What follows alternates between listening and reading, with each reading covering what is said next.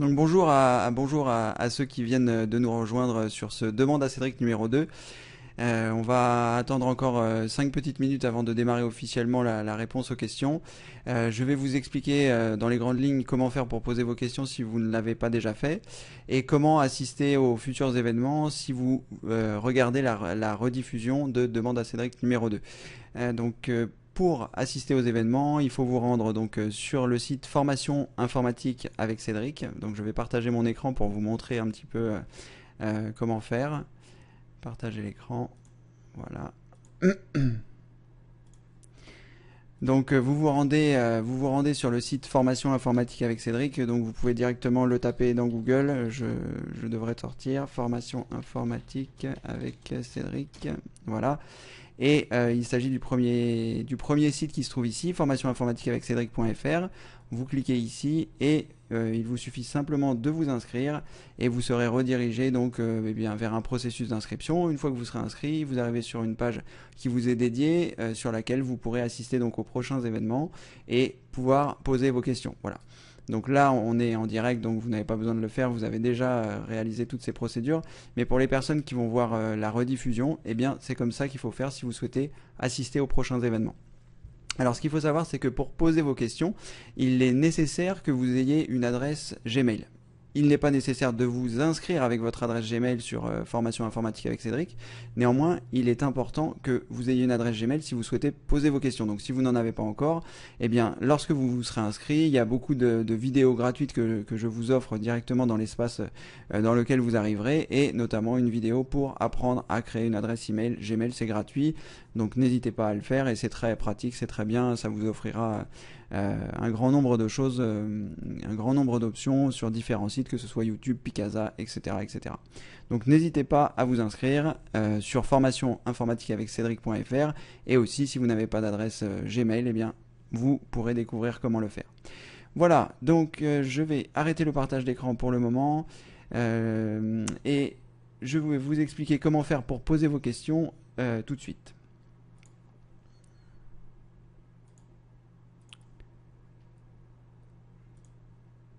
Voilà, nous voilà de retour. Alors, donc pour poser vos questions, si c'est la première fois que vous venez, donc comme je le disais précédemment, il faut que vous ayez une adresse Gmail et que vous soyez connecté avec. Et ensuite, dans le coin en haut à droite pour vous, alors quand vous verrez la rediffusion, ce sera à l'envers, donc vous verrez que je vous montre à gauche, mais là en théorie, si vous êtes ici, vous cliquez en haut à droite, il y a 9 petits points qui sont rangés 3 par 3. Vous cliquez dessus, vous choisissez Q et A, qui est donc questions et réponses en anglais. Vous aurez un bandeau sur la droite qui sera présent. En bas, il y a marqué poser votre question. Donc vous n'hésitez pas, vous posez votre question, donc vous cliquez sur poser votre question, vous mettez la question la plus précise possible pour que je puisse vous répondre également avec le plus de précision possible et que je puisse comprendre ce que vous souhaitez. Et ensuite vous choisissez poser votre question. Donc toutes les questions seront visibles par tout le monde, c'est écrit dessus. Mais voilà, je préfère vous le rappeler. Et puis, vous avez également la possibilité de cliquer sur plus pour faire remonter les questions. En fait, si vous voyez dans le flux de questions des questions qui vous semblent pertinentes, vous cliquez sur plus et le nombre de plus va faire en théorie remonter la question. J'avais également eu une question la fois précédente, comment fonctionnent les questions, comment est-ce qu'elles sont organisées. J'ai pas eu le temps de m'y pencher, j'ai réfléchi, je me disais que c'était peut-être par ordre alphabétique parce que Ekiam a posé pas mal de questions et comme son prénom commence par un E, peut-être que c'est ça. En tout cas là je vais m'employer à naviguer un petit peu dans toutes les questions, dans l'ascenseur si on est beaucoup. Pour que je réponde à des questions de façon aléatoire, parce qu'une personne m'a écrit en me disant qu'elle avait assisté à l'événement et que je n'avais pas répondu à sa question. C'est aussi le jeu. La fois précédente, nous étions 42, donc c'est vrai que 42 personnes qui posent plusieurs questions, eh bien, j'ai pas forcément le temps d'y répondre. Mais c'est comme ça, il y a certainement des questions qui sont intéressantes et qui seront là. Alors, il est 17h29, on va bientôt démarrer, nous sommes 10. Bonjour à ceux qui viennent d'arriver. Si on est en petit comité, ça va être parfait parce que je vais pouvoir répondre aux questions des personnes qui seront présentes ici. N'hésitez pas à les poser tout de suite, vos questions, comme ça les questions vont apparaître au fil et je vais pouvoir y répondre. je vais pouvoir y répondre. Voilà, il est 17h30, mon téléphone n'a pas sonné, très bien, parfait. C'est parce qu'il est 29 sur le téléphone, donc je vais couper, essayer de couper, voilà. Et c'est parti, donc bienvenue dans Demande à Cédric numéro 2, où je réponds à vos questions une fois par mois, le vendredi de 17h30 à 19h30 pour le premier vendredi du mois. Donc il y aura encore une session le mois prochain, donc au mois de juillet. Au mois d'août, je partirai en vacances et dès septembre, ce sera le dernier vendredi du mois. Voilà, donc j'aurai l'occasion de vous le rappeler, mais c'est un petit peu comme ça que ça va s'organiser. Donc les questions vont arriver et je vais commencer à y répondre, c'est parti. Alors Yves nous demande, les logiciels de nettoyage n'ont pas fonctionné. Alors bonjour Yves, alors à quoi fait référence Yves? Il fait référence à un guide pratique que je vends qui permet en fait de nettoyer son ordinateur, de se séparer des publicités intempestives, de tout ce qui est lent et pardon, je vais montrer à tout le monde comment ça se passe. Je vais d'abord partager mon écran. Je vais me rendre sur la page adéquate et ensuite, voilà, mon espace membre. Voilà, donc l'idée c'est pas de faire de la publicité des produits que j'ai réalisés, loin de là. Donc je vais répondre à la question de Yves, mais bon voilà, on va pas. L'idée c'est pas forcément de faire de la publicité des produits, c'est de répondre à vos questions. Là, je vais enlever ça. Voilà, donc ici on se trouve sur l'espace membre pour les personnes qui ont acheté un des produits. Yves fait référence au guide qui se trouve ici. Et lorsqu'il clique sur j'accède à ma formation, il y a un certain nombre d'informations. Alors Yves, ça n'a pas fonctionné, donc il faut bien évidemment, mais je suppose que vous l'avez déjà fait, sinon vous ne poseriez pas la question, il faut suivre l'intégralité des étapes du guide et avec les logiciels donc, que nous vous fournissons. Donc sur j'accède à mon guide pratique, vous verrez le guide, et sur télécharger le pack de logiciels, je vous conseille bien, de le télécharger au moment où vous allez réaliser le nettoyage, parce que les logiciels sont mis à jour très souvent et moi tous les matins sauf aujourd'hui, voilà, je l'ai mis à jour hier matin, tous les matins je mets à jour la liste des logiciels qui sont employés dans ce guide. Donc ça c'est la première chose, il faut bien s'assurer que on a gardé le dernier, qu'on a la dernière version des logiciels pour que ce soit le plus efficace possible. Ensuite le guide, avec Benoît on a réalisé ce guide, Benoît étant mon ancien associé pour ceux qui ne le savent pas. Nous avons effectué cette nouvelle version le 2 avril 2014, donc c'est vrai qu'elle date un petit peu et que les logiciels malveillants sont de plus en plus performants et de plus en plus pénibles à enlever. J'ai effectué un nettoyage d'un ordinateur hier d'une cliente, c'était vraiment atroce, ça a été vraiment incroyable. Donc ce que vous pouvez faire, c'est aussi vous aider des vidéos qui se trouvent ici, les étapes du guide en vidéo, c'est-à-dire que le guide fait 50 pages, il vous guide dans les différents processus de nettoyage, mais pour aider les personnes qui avaient acheté le guide, j'ai réalisé 4 vidéos qui se trouvent ici et qui vous permettent d'avoir des informations complémentaires, parce que les vidéos je les ai tournées un petit peu après et du coup il y a des informations qui sont plus récentes, notamment le fait de nettoyer, de nettoyer les navigateurs un petit peu plus en profondeur, c'est-à-dire de les réinitialiser. Voilà, donc avec les vidéos et avec le guide, vous devriez vous en sortir un peu mieux, Yves. Enfin, en tout cas, je le souhaite. Et de toute façon, nous allons remettre à jour le guide pour qu'il soit vraiment up-to-date et qu'on puisse nettoyer les choses. Parce que c'est vrai que le PC de la cliente d'hier, j'ai passé beaucoup de temps dessus à essayer de trouver les parades, et avec donc les différentes étapes, ça a fonctionné très bien, tout s'est bien passé. Donc première étape, la désinstallation des programmes, donc en faisant très attention. Deuxième étape, le nettoyage avec les logiciels qui sont préconisés dans le guide, les 6 logiciels, donc bien les faire dans l'ordre. Ensuite, il y a le nettoyage des navigateurs et enfin donc les derniers nettoyages avec CCleaner, Malwarebytes et l'antivirus. Et éventuellement donc en plus la réinitialisation des navigateurs. Voilà, donc avec toutes ces informations, Yves, je pense que vous devriez vous en sortir un petit peu mieux. consultez les 4 vidéos que je vous ai montrées directement à partir de votre espace membre, et là ça devrait être impeccable. Voilà, j'espère que ça pourra vous aider en tout cas.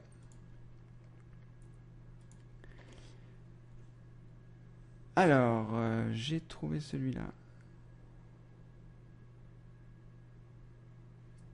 Alors, Thibaut, une question en 2 étapes. Comment bien choisir sa barrette de RAM, ma RAM 4 Go de DDR3 SODIMM canal simple? Alors, Thibaut, je vais sélectionner la question et puis on ira voir éventuellement la mémoire.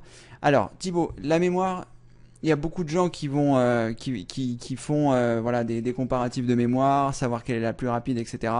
J'ai discuté avec un très bon ami à moi qui est responsable d'un magazine hardware et qui m'a dit que la RAM ne faisait pas beaucoup de différence. Donc les choses importantes qu'il faut voir dans la mémoire, c'est est-ce que c'est de la mémoire qui est appropriée à votre ordinateur. C'est-à-dire là, vous faites allusion à la DDR3, donc je pense que vous connaissez quand même un minimum l'informatique.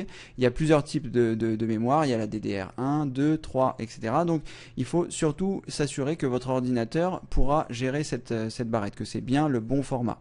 Donc le format SODIMM étant un format pour les ordinateurs portables. Donc, je suppose que vous avez un ordinateur portable, que vous souhaitez faire évoluer votre mémoire.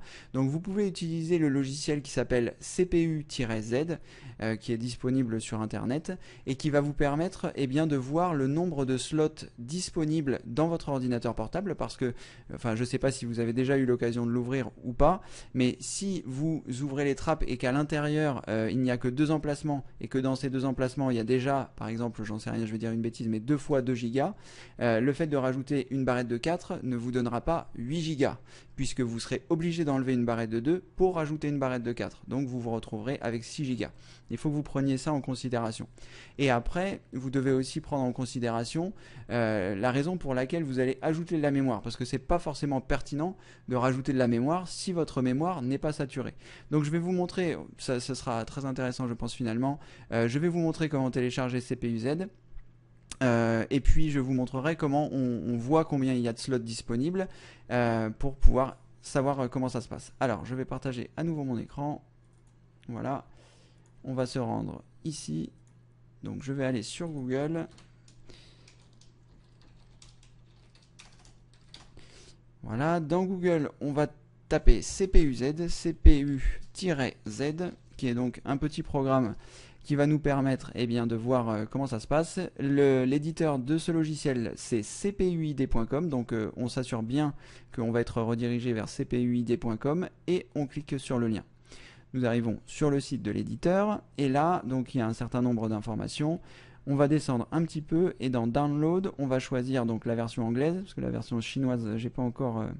je ne maîtrise pas encore ça, et on va choisir, donc vous avez 2 possibilités, soit vous choisissez la version .zip, c'est-à-dire ce sera une version portable, c'est-à-dire quelque chose qu'on va extraire et ensuite qu'on va utiliser, ou si vous choisissez la version setup, c'est quelque chose qui sera installé sur votre ordinateur, voilà, comme un programme, comme tous les programmes, et vous le verrez apparaître dans programmes et fonctionnalités.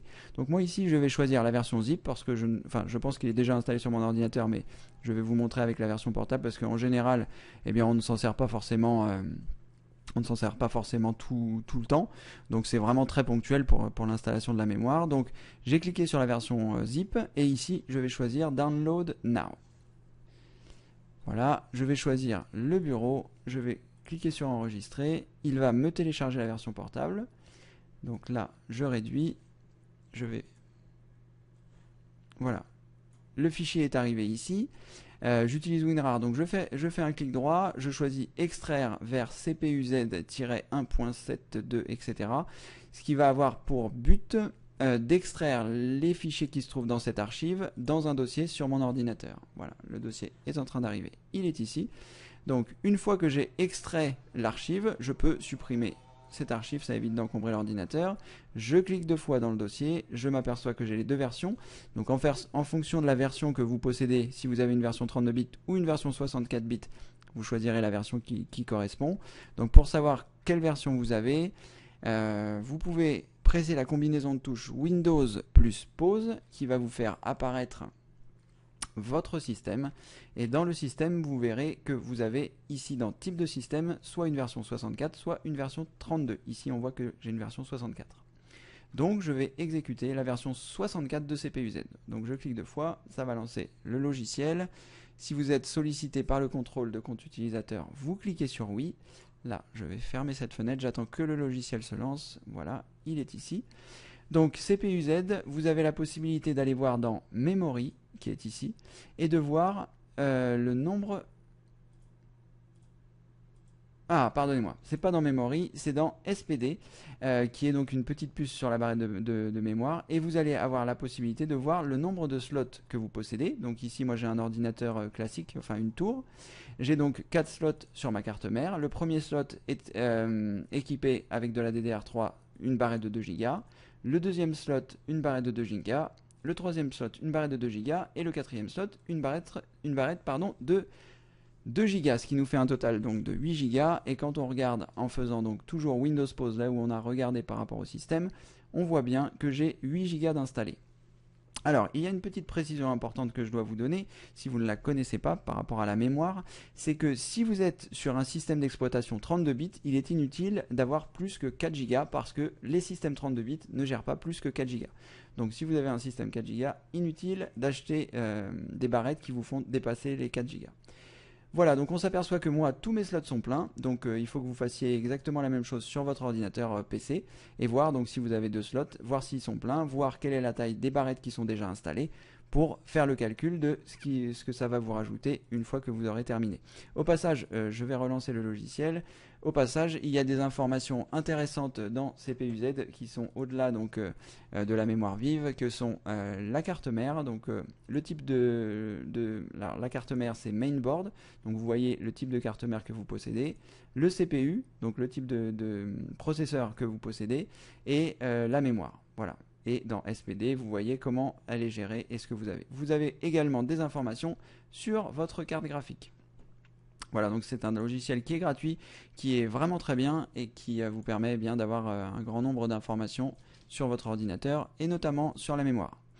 Voilà Thibaut, je pense que j'ai été, j'espère, assez clair. Je vais arrêter le partage. Voilà. Donc Thibaut, savoir si cette barrette là, elle est bien ou elle est pas bien, c'est voilà, c'est le peu de différence que ça va apporter, même si vous preniez une barrette beaucoup plus chère, vous ne verriez pas forcément la différence. Il vaut mieux avoir un SSD par exemple plutôt qu'un disque dur mécanique, parce que voilà, ça c'est vraiment quelque chose qui va vraiment changer la réactivité de l'ordinateur au quotidien, avoir un SSD. Rajoutez 4 Go de mémoire vive si vous aviez déjà 4, il faut vous assurer que ça va être pertinent. Donc comment faire? Eh bien, par exemple, bon là je suis sur Windows 8, mais ça fonctionne également sur Windows 7 et sur les anciennes versions de Windows. Vous avez la possibilité de faire un clic droit dans la barre des tâches et de choisir gestionnaire de tâches. Si vous êtes sollicité par le contrôle de compte utilisateur, vous pouvez choisir oui. Et là, dans le gestionnaire de tâches, vous allez avoir la possibilité dans performance. Donc ça ne s'appelle pas forcément performance si vous n'êtes pas sur Windows 8. Peut-être que si. Enfin, je n'ai pas ça en tête. Et vous allez avoir la possibilité d'avoir dans mémoire la capacité utilisée. Donc, vous lancez les applications que vous utilisez habituellement. Si par exemple, voilà, vous avez l'habitude de faire du montage vidéo, si vous avez l'habitude de faire ce genre de choses, vous cliquez sur mémoire et vous voyez si votre mémoire est saturée. Pardon, si votre mémoire est saturée. Si votre mémoire n'est pas saturée, ça ne sert à rien d'augmenter cette mémoire. Il vaut mieux investir dans un SSD et qui là va vraiment vous changer la vie plutôt que de passer, de rajouter de la mémoire. Si vous avez 2 Go, c'est vrai que c'est un peu léger, quel que soit le système d'exploitation que vous avez, sauf si vous avez Windows XP, c'est à peu près le seul qui fonctionne bien avec 2 Go, mais si vous avez Windows Vista, c'est bien d'avoir 4, si vous avez Windows 7, c'est bien d'avoir 4, quand je dis c'est bien d'avoir 4 au minimum, et pareil pour Windows 8. On verra comment ça se passe pour Windows 10. Voilà, donc là vous voyez j'ai 8 Go, je fais tourner pas mal d'applications, notamment l'application qui est en train d'enregistrer pour que je puisse retransmettre ce que je suis en train de faire maintenant. Il y a le logiciel donc de Chrome, j'ai un certain nombre d'autres logiciels qui tournent, et j'ai 3,3 Go d'utilisés. Voilà, une barrette de 4 me suffirait largement. Voilà Thibaut, c'était pour répondre à votre question. Je souhaite la bienvenue à ceux qui viennent d'arriver. car nous sommes désormais 15. Donc n'hésitez pas, je vais vous faire un petit récapitulatif pour poser vos questions. Donc pour poser vos questions, en haut à droite, vous avez 9 petits points sur lesquels vous pouvez cliquer. Vous choisissez Q et A pour faire apparaître un bandeau sur la droite pour pouvoir poser vos questions. En bas, vous avez posé votre question ici. Peut-être, vous cliquez dessus, il y a un carré qui va apparaître. Vous posez votre question le plus précisément possible pour que voilà, je puisse y répondre le mieux possible. Et ensuite, vous cliquez sur Poser votre question. Si vous ne pouvez pas poser de questions, eh bien c'est parce que vous n'êtes pas identifié avec votre adresse Gmail. Donc il faut avoir une adresse Gmail pour pouvoir poser vos questions, sinon ça ne fonctionnera pas. Voilà. Voilà Thibaut, j'espère avoir répondu à votre question.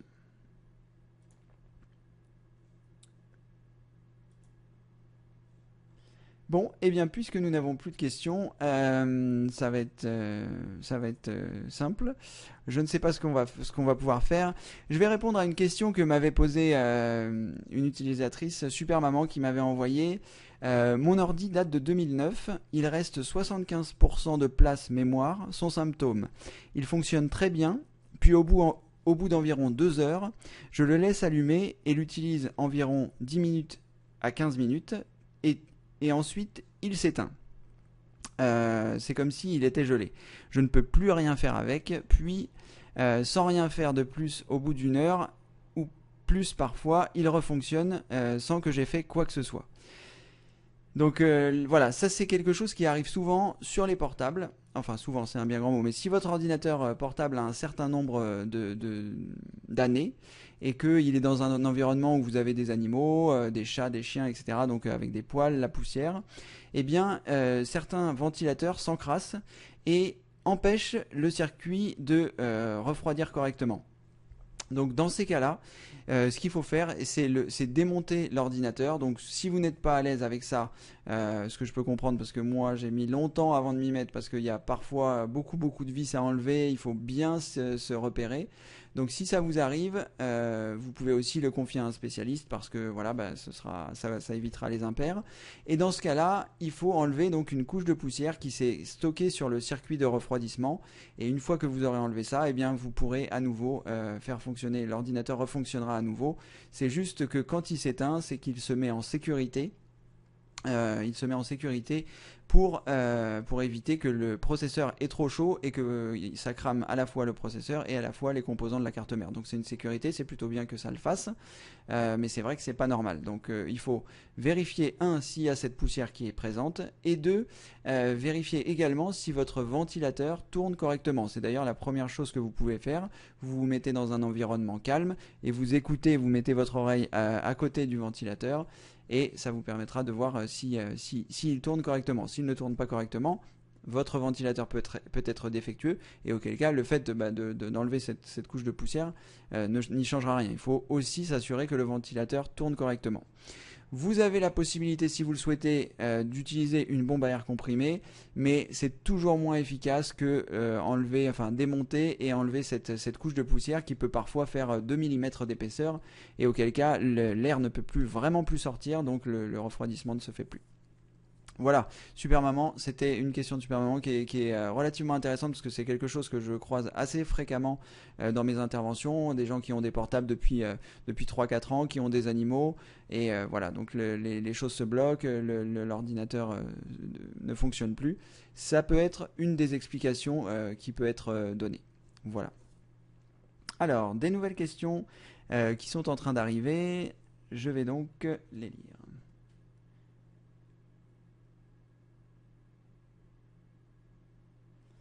Alors, Aurore nous demande bonjour, pourriez-vous nous donner quelques noms de logiciels de votre pack pour obtenir un PC rapide et sain? Alors, oui, bien évidemment, je peux vous donner la liste. Alors, il y a un certain ordre à respecter. Alors, les différents logiciels que nous utilisons, le premier s'appelle Airkill. Il permet de tuer les processus qui sont actifs et qui vont poser qui vont empêcher les autres logiciels de fonctionner correctement. Donc le premier logiciel c'est Airkill, vous l'utilisez, vous le lancez. Je ne vais pas rentrer dans les détails parce qu'on a fait un guide pour ça, je ne vais pas non plus vous indiquez toutes les opérations parce que ça dure assez longtemps et puis chaque petite manipulation. Mais voilà. Donc le logiciel AirKill qui va permettre de tuer tous ces processus. Ensuite, il y a un autre logiciel que j'utilise juste après qui s'appelle JRT. Junkware Removal Tool, qui est un très bon logiciel qui permet de commencer une première étape du nettoyage. Ensuite, j'utilise Rockiller, qui est un bon logiciel également, qui a été un petit peu bridé ces derniers temps parce que je pense que l'auteur a peut-être eu des soucis avec des utilisateurs parce qu'il était vraiment très efficace, il nettoyait vraiment beaucoup et peut-être un peu trop. Donc voilà, il a été un peu bridé. Je continue de l'utiliser parce que sur les processus vraiment très actifs, il est également efficace. Une fois que j'ai utilisé Rockiller, j'utilise ADW Cleaner que nous avait conseillé Ekiam la fois précédente. Donc ça c'est un très bon logiciel également qui va vraiment nettoyer, très très efficace. Le cinquième logiciel que j'utilise s'appelle ComboFix. Alors malheureusement ComboFix ne fonctionne pas avec Windows 8.1. Et il est un petit peu délicat à utiliser parce que il peut faire des dommages enfin pas vraiment faire des dommages mais supprimer des fichiers sur l'ordinateur qui risquent d'être problématiques ensuite à retrouver si vous n'avez pas fait de sauvegarde, parce que moi je réalise des sauvegardes avant chaque nettoyage du PC d'un client. Je fais une sauvegarde intégrale de son disque dur pour que s'il y ait le moindre problème pendant le nettoyage, eh bien que ça puisse c'est d'ailleurs ce que je vous encourage à faire avant de commencer quelque nettoyage que ce soit. Faites des sauvegardes, d'ailleurs même si vous ne faites pas de nettoyage, faites des sauvegardes parce que c'est vraiment très important les sauvegardes. Je reviendrai peut-être un petit peu plus tard dessus, mais sauvegardez vos données, vos photos, etc. Donc faites des sauvegardes avant de réaliser les manipulations avec les logiciels que je vous indique. Mais ComboFix est un très très bon logiciel. Donc si vous avez Windows 7, si vous avez Windows Vista, si vous avez Windows XP et si vous avez Windows 8 que vous n'avez pas mis à jour, ça serait un peu une erreur, mais bon, ça peut arriver. Vous pouvez utiliser ComboFix. ComboFix ne marche pas avec Windows 8.1 malheureusement. Mais voilà, donc une fois que vous avez passé ces logiciels-là, votre ordinateur devrait vraiment être mieux. Et sinon, comme j'expliquais tout à l'heure, n'oubliez pas donc avant de passer tous ces logiciels de commencer la désinstallation manuelle. Ça permet d'alléger un petit peu le temps de travail de ces logiciels. Faites bien attention quand vous allez désinstaller les logiciels que toutes les cases soient décochées. Ensuite, une fois que vous avez passé ces logiciels, nettoyage des navigateurs, peut-être en dernier, donc Malwarebytes et CCleaner. Voilà. Une fois que vous avez fait tout ça et que vous avez fait le nettoyage des navigateurs, donc bien regarder dans les modules complémentaires, bien regarder dans les extensions, savoir s'il n'y a pas eu de choses qui sont passées à côté de tous les logiciels de nettoyage. En théorie, votre ordinateur doit être revenu comme au premier jour. Alors, une petite précision pour compléter ce que je viens de dire, c'est que quand l'ordinateur rame, la plupart du temps, c'est des logiciels malveillants qu'on a récupérés, etc. Mais il faut faire attention parce que ça peut aussi venir du disque dur, c'est-à-dire que si vous n'êtes pas envahi de pages de publicité quand vous allez sur Internet, c'est pas forcément des logiciels malveillants que vous avez récupérés. Ça peut aussi être votre disque dur qui est fatigué, votre disque dur qui est ancien ou votre disque dur qui est endommagé. Donc il y a des logiciels de test comme WinDLG qui vous permet de tester votre disque dur. Voilà, j'espère avoir répondu à la question. Sacha me dit bonjour. Bonjour Sacha. Bienvenue dans le Demande à Cédric numéro 2. Alors, je vais partir sur la fin. Alors, Albert nous dit bonjour. Bonjour Albert. Merci d'être là. Alors, une question de Yolande. Microsoft nous propose une mise à jour pour Windows 10. Pouvez-vous me dire s'il faut le faire ou non? Alors, c'est une très bonne question. Je ne vais pas avoir énormément de réponses à vous donner. Malgré tout, je vais quand même essayer. Alors, c'est vrai que Windows 10 va arriver en théorie au mois de juillet. Ça va être une très bonne chose, je pense. Moi, j'adore Windows 8.1, mais beaucoup de gens ont critiqué le menu démarrer. Donc, c'est vrai que ça... Voilà, c'est un peu dommage que les utilisateurs n'aient pas pu se faire à ce nouveau système parce que c'est très bien, ça crée un lien avec le téléphone, avec la tablette. On se retrouve dans un environnement qui est proche du téléphone et de la tablette. Donc pour moi, Windows 8.1 était vraiment très très bien.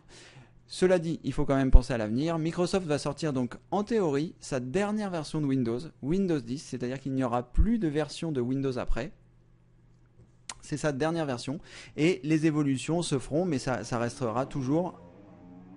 désolé pour la moto si vous l'avez entendu, ça restera toujours Windows 10. Donc c'est pas plus mal parce que on va faire des formations, je vais faire des formations sur Windows 10 et comme ça, eh bien, on va avoir une certaine continuité parce que j'ai fait une formation sur Windows 8 et là Windows 10 va sortir. Donc c'est un petit peu ennuyeux. Alors, pour répondre à la question précise, c'est vrai que dans Windows Update et en bas à droite sur l'ordinateur, on a le logo de Windows qui nous propose de passer à Windows 10. Alors, comment ça va se passer? Moi personnellement, je trouve que quand on installe un nouveau système d'exploitation, il faut le réinstaller de zéro. Alors, ce que m'a dit Benoît, parce qu'on en a un petit peu discuté, et lui est plutôt sur la partie très technique, et moi je n'ai pas encore eu l'occasion de le voir, c'est que en théorie, vous aurez plusieurs choix quand vous allez installer Windows 10, c'est-à-dire soit une mise à jour, c'est-à-dire vous avez aujourd'hui votre système, quel qu'il soit, Windows 7 ou Windows 8.1, et lorsque vous allez faire la mise à jour, il va faire une mise à jour de votre système, c'est-à-dire que vous n'allez rien perdre, vous aurez toutes vos données, vous aurez tout ça. Ça, bien sûr, c'est la théorie. Donc avant de réaliser cette manipulation, n'oubliez pas de faire des sauvegardes. Donc ça, c'est la théorie. Vous pouvez faire une mise à jour. Je n'aime pas trop les mises à jour. Pourquoi? Parce que si vous aviez des choses qui n'étaient pas correctes dans votre système, eh bien, vous allez les conserver avec Windows 10. Ils vont vous dire que non, en théorie, mais moi je sais pas. Quand je dois faire une réinstallation, je formate mon disque dur et je réinstalle avec la version que je souhaite installer, que ce soit Windows 8, que ce soit Windows 10, je ferai pareil. Quand je vais passer à Windows 10, j'effacerai tout mon ordinateur, je réinstallerai Windows 10 et je remettrai mes différents fichiers, sauvegardes, etc. Donc ça, c'est ce qu'il y a de plus propre, si vous voulez. C'est-à-dire, vous effacez tout et vous remettez tout. Vous pouvez faire une mise à jour. Je ne dis pas que c'est pas très propre, mais c'est beaucoup moins propre. Donc ça, ce sera la première, je pense, la première option que vous aurez quand vous aurez mettre à jour Windows 10. Et vous aurez aussi l'option de tout effacer pour réinstaller, enfin, ce que je vous ai conseillé de faire, mais en version automatisée par Windows 10. Alors, je ne sais pas si tout se passera bien. Je ne sais pas du tout comment ça va se passer. Je ferai des tests et on aura certainement l'occasion d'en reparler. Mais voilà. Peut-être soit attendez que j'ai réalisé ces manipulations avant de le faire, parce que vous aurez un an une fois que la date officielle sera lancée. Donc ne vous inscrivez pas forcément, parce que si vous cliquez donc sur le petit logo en bas à droite, je vais vous montrer ce qui se passe à l'écran. Partager l'écran. Voilà, pour ceux qui n'ont pas encore vu le symbole ou le logo, lorsque vous cliquez 2 fois dessus, eh bien vous arrivez ici et ça vous permet de réserver votre mise à niveau gratuite. Donc il vous explique un petit peu voilà, quelles sont les nouvelles fonctionnalités de Windows 10. J'aurai certainement l'occasion de faire une vidéo dessus. Mais quoi qu'il en soit, ils vous disent de réserver votre place. Ne le faites pas tout de suite, attendez de voir comment ça va se passer pour les autres. En l'occurrence pour moi, parce que a priori je vais essayer. Donc ne le faites pas, attendez éventuellement la prochaine. Il me semble donc que Windows 10 va sortir au mois de juillet, mais vous aurez un an pour faire votre mise à niveau gratuitement. Donc on n'est pas forcément pressé, on peut attendre quelques semaines. Il vaut mieux d'ailleurs attendre quelques semaines. Je vais pas vous faire peur parce que c'est pas mon objectif, mais j'ai une cliente qui a testé le système. Je ne sais pas précisément ce qu'elle a fait, donc je ne peux pas vous dire si elle a suivi la procédure à la lettre, si c'est bien fait. Moi, je n'ai pas encore cliqué dessus parce que j'ai pas envie de modifier mon environnement de travail pour le moment. Elle a cliqué dessus et elle a retrouvé son ordinateur bloqué. Il a fallu que j'intervienne chez elle. Donc ce n'est pas du tout pour vous faire peur. J'ignore les manipulations qu'elle a réalisées, mais attendez un peu. Il est toujours plus simple d'attendre que les premières personnes les réalisent avant d'être les pionniers dedans. Moi, j'ai d'autres ordinateurs sur lesquels j'essaierai avant de polluer mon environnement de travail et je vous conseille de faire de même. Voilà, Yolande, j'espère avoir répondu à votre question. Bonjour Georges, merci d'être présent sur cette présentation. Je vais faire un petit rappel rapide. Donc pour les personnes qui viennent d'arriver, si vous souhaitez poser vos questions, en haut à droite vous avez 9 petits points, 3, 3, 3, sur lesquels vous devez cliquer. Vous cliquez dessus, vous choisissez Q et A. Il y a un bandeau qui va apparaître sur la droite. Vous choisissez en bas à droite poser votre question. Vous indiquez votre question et vous cliquez sur envoyer.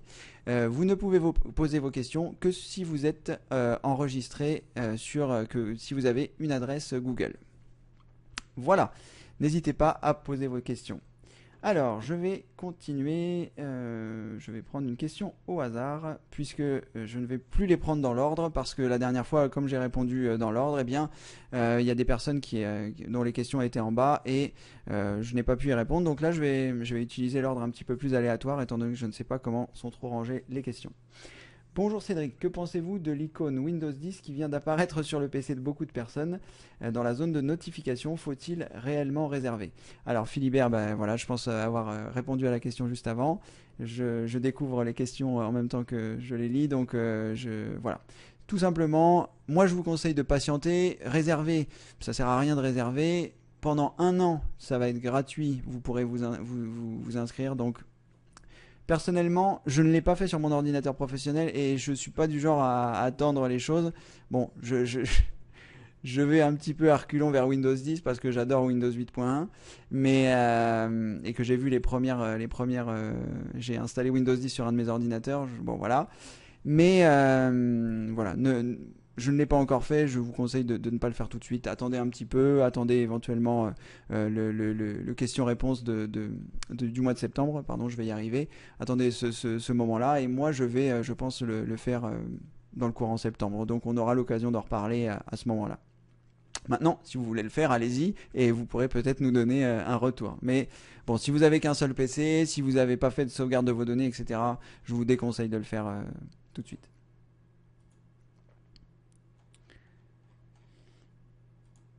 Alors, une question de Albert. Bonjour Cédric, comment débrancher le nouveau mouchard de Windows que Microsoft vous a collé lors de la dernière mise à jour qui s'appelle Diagnostic Tracking Service? C'est une bonne question Albert, je n'en ai pas la moindre idée, je ne sais même pas ce que c'est que ce mouchard. Merci de nous en informer. Donc ce que nous allons faire, eh bien, je vais vous montrer comment je recherche quand j'ai besoin d'avoir l'information. Donc Albert nous dit que le service s'appelle Diagnostic Tracking Service, donc on va regarder directement sur Google et voir ce que nous proposent les gens qui ont déjà répondu à cette question. Donc je vais partager à nouveau mon écran et je vais en profiter pour vous dire, parce que je ne vous l'ai pas dit au début, c'est que si la qualité est mauvaise pendant le partage d'écran, c'est le système qui est utilisé par Google qui s'appelle Google Hangout qui n'est pas capable d'afficher mon écran en 1920-1080. Donc pendant la rediffusion, parce que là je suis en train d'enregistrer l'événement, et pendant la rediffusion, eh bien vous aurez la possibilité de voir ça avec la bonne qualité.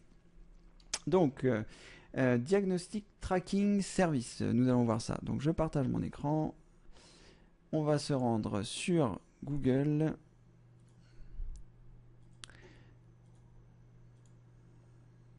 Voilà. Alors, Diagnostic Tracking Service. Donc, je vais en profiter pour faire une petite aparté sur la recherche. C'est une bonne occasion de le faire. Lorsque vous avez des questions, que ce soit pour moi ou que ce soit en général sur Internet, eh bien, il faut partir d'un groupe de mots, soit que vous connaissez, soit que vous avez en tête, et ensuite vous allez avoir la possibilité eh bien, de l'affiner en fonction des recherches que vont vous donner Google. Donc là, enfin, Google ou le moteur de recherche que vous utilisez, Bing ou d'autres moteurs de recherche. Personnellement, j'utilise Google parce qu'il est très pertinent, donc voilà, vous pouvez faire ce que vous souhaitez, mais je vous recommande vivement Google. Donc j'ai tapé ce que nous a indiqué Albert, Diagnostic Tracking Service, et on va voir un petit peu bien les résultats qui apparaissent. Alors, tout de suite, donc là on voit que Microsoft, il y a une première chose, mais c'est en anglais, donc pour les gens qui ne sont pas super à l'aise en anglais, on va passer directement à autre chose, surtout que je vois un très bon site internet, celui de corben.info, qui parle de ça, et il dit comment débrancher le nouveau mouchard de Windows. Donc je vais cliquer sur comment débrancher le nouveau mouchard de Windows qui est ici, je vais arriver sur le site de Corben et on va découvrir un petit peu. Donc pour répondre tout de suite à la question d'Albert, si vous voulez savoir comment faire, parce que je ne sais pas si on va pouvoir avoir, si je vais prendre le temps de lire l'intégralité du site, on va voir comment ça se passe. Mais dans le principe, il vaut mieux que je vous apprenne à faire des recherches et que vous puissiez découvrir comment ça se passe, plutôt que voilà, je réponde ponctuellement aux questions auxquelles je ne sais pas répondre. Alors, ce que je vais vous apprendre également, c'est que vous avez la possibilité d'appuyer sur la touche CTRL de votre clavier, qui se trouve en bas à gauche et en bas à droite, qui va vous permettre, si vous appuyez sur cette touche avant de cliquer sur le lien et que vous cliquez sur le lien, ça va vous permettre d'afficher dans un nouvel onglet, comme vous pouvez le voir ici, le résultat de la recherche. Alors pourquoi est-ce que c'est pertinent de faire ça? Eh bien tout simplement parce que là on a tapé Diagnostic Tracking Service, il y a un ensemble de choses qui apparaissent et on peut être tenté de cliquer sur plusieurs. C'est-à-dire que celui-ci, je pense, va nous aider à répondre à cette question, mais si je souhaitais celui-là, je pourrais également cliquer en appuyant sur la touche contrôle et ça me permettrait d'ouvrir les 4 recherches qui se trouvent ici sans toucher à ma recherche et en ouvrant les 4 onglets qui sont là avec les différentes réponses qui sont données dans le résultat de recherche. Je ne sais pas si j'ai été très clair, mais en tout cas, ça vous permet de garder dans cet onglet votre recherche originale et en appuyant sur la touche contrôle, d'ouvrir dans un nouvel onglet, donc de conserver votre recherche et d'avoir les résultats de recherche. Alors, je ne sais pas si je vais lire tout l'article. Albert, je vous invite à consulter cet article parce que je sais que le site de Corben, c'est vraiment un site de très très bonne qualité. Voilà, Corben, c'est un blogueur qui partage énormément d'articles de qualité premium. Et donc, il vous explique ici eh bien, comment le désactiver. Peut-être que je ferai une vidéo gratuite dessus, puisque vous voyez, tout est indiqué, toute la procédure qui est ici. Toute la procédure est ici, je ne vais pas relire l'article, mais en tout cas, apparemment, il vous suffit de vous rendre dans l'outil de gestion des services, donc tapez service dans la recherche, Windows, et double-cliquer sur service baptisé Diagnostic Tracking Service, et passer son statut de démarrage à désactiver. Donc on va peut-être le faire, parce que moi je vais regarder comme ça s'il est activé sur le mien, je n'ai pas spécialement envie qu'on me scrute. Alors, comment est-ce que je fais? Je suis sur Windows 8.1, donc je fais un clic droit et je vais choisir exécuter. Donc cette fenêtre va apparaître. Si vous êtes sur Windows 7, dans le menu démarrer, vous devriez avoir la commande exécuter. Si vous ne l'avez pas, il faut faire un clic droit dans la barre des tâches en dehors de toute icône, choisir propriété. Je ne vais pas pouvoir vous le faire par cœur, mais vous devez avoir un onglet ici qui s'appelle menu démarrer. Et à cet endroit-là, vous devez avoir la case cochée commande exécuter. Ensuite, vous cliquez sur OK, puis sur OK. Et vous aurez donc, quand vous cliquerez sur le menu démarrer, la commande exécuter. Donc si vous êtes sur Windows 8, vous faites clic droit et vous choisissez exécuter. À cet endroit, donc vous allez taper service, comme l'indique Corben. Et vous allez appuyer sur OK. Alors, peut-être qu'il faut que je mette un S. Ça a l'air d'être bon. Mais peut-être pas parce que je ne les vois pas arriver. Alors, je vais essayer autre chose. Exécuter. Donc, service.msc. Voilà. Donc j'ai tapé service.msc, qui est en fait, je pense, la commande pour afficher les services, plutôt que service tout court. Donc n'hésitez pas, si ça ne fonctionne pas quand vous tapez service, de taper service.msc. Voilà. Et là, donc ça va lancer cette fenêtre qui est donc le listing de l'ensemble des services qui sont présents sur votre ordinateur. Et vous voyez ceux qui sont activés, désactivés, qui se lancent en manuel ou qui se lancent automatiquement. Je vous conseille de ne pas activer ou désactiver des services si vous ne savez pas ce que vous faites. Là, on va regarder celui-ci précisément, mais faites vraiment attention.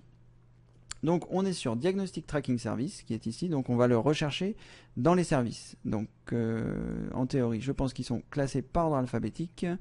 Et il est ici. Voilà. Donc, Diagnostic Tracking Service. Donc, c'est celui dont nous a parlé Corben et Albert. Et à cet endroit-là, vous voyez, il se lance de façon automatique. Donc, si vous souhaitez le désactiver, vous effectuez un clic droit et vous choisissez arrêter dans un premier temps. Alors j'espère que ça va pas couper ça.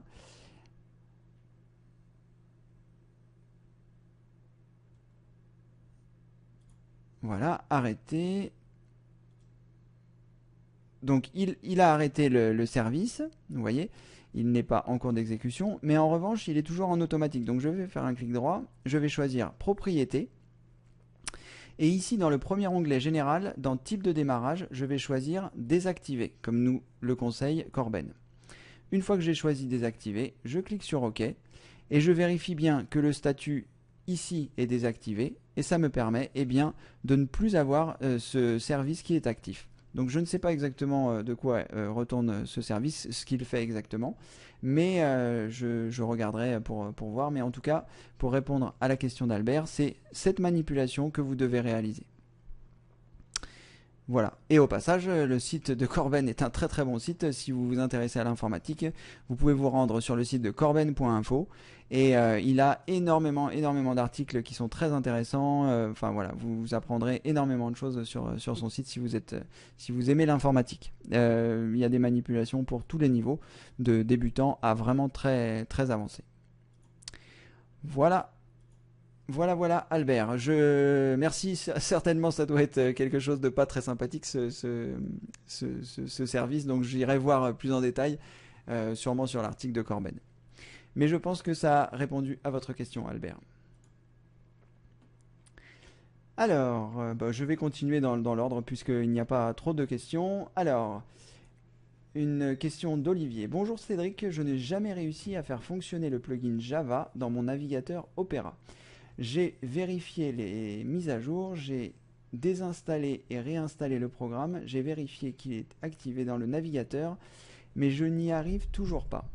Alors là, Olivier, honnêtement, je n'utilise pas Opera, donc je ne sais pas comment se passe Java dans Opera.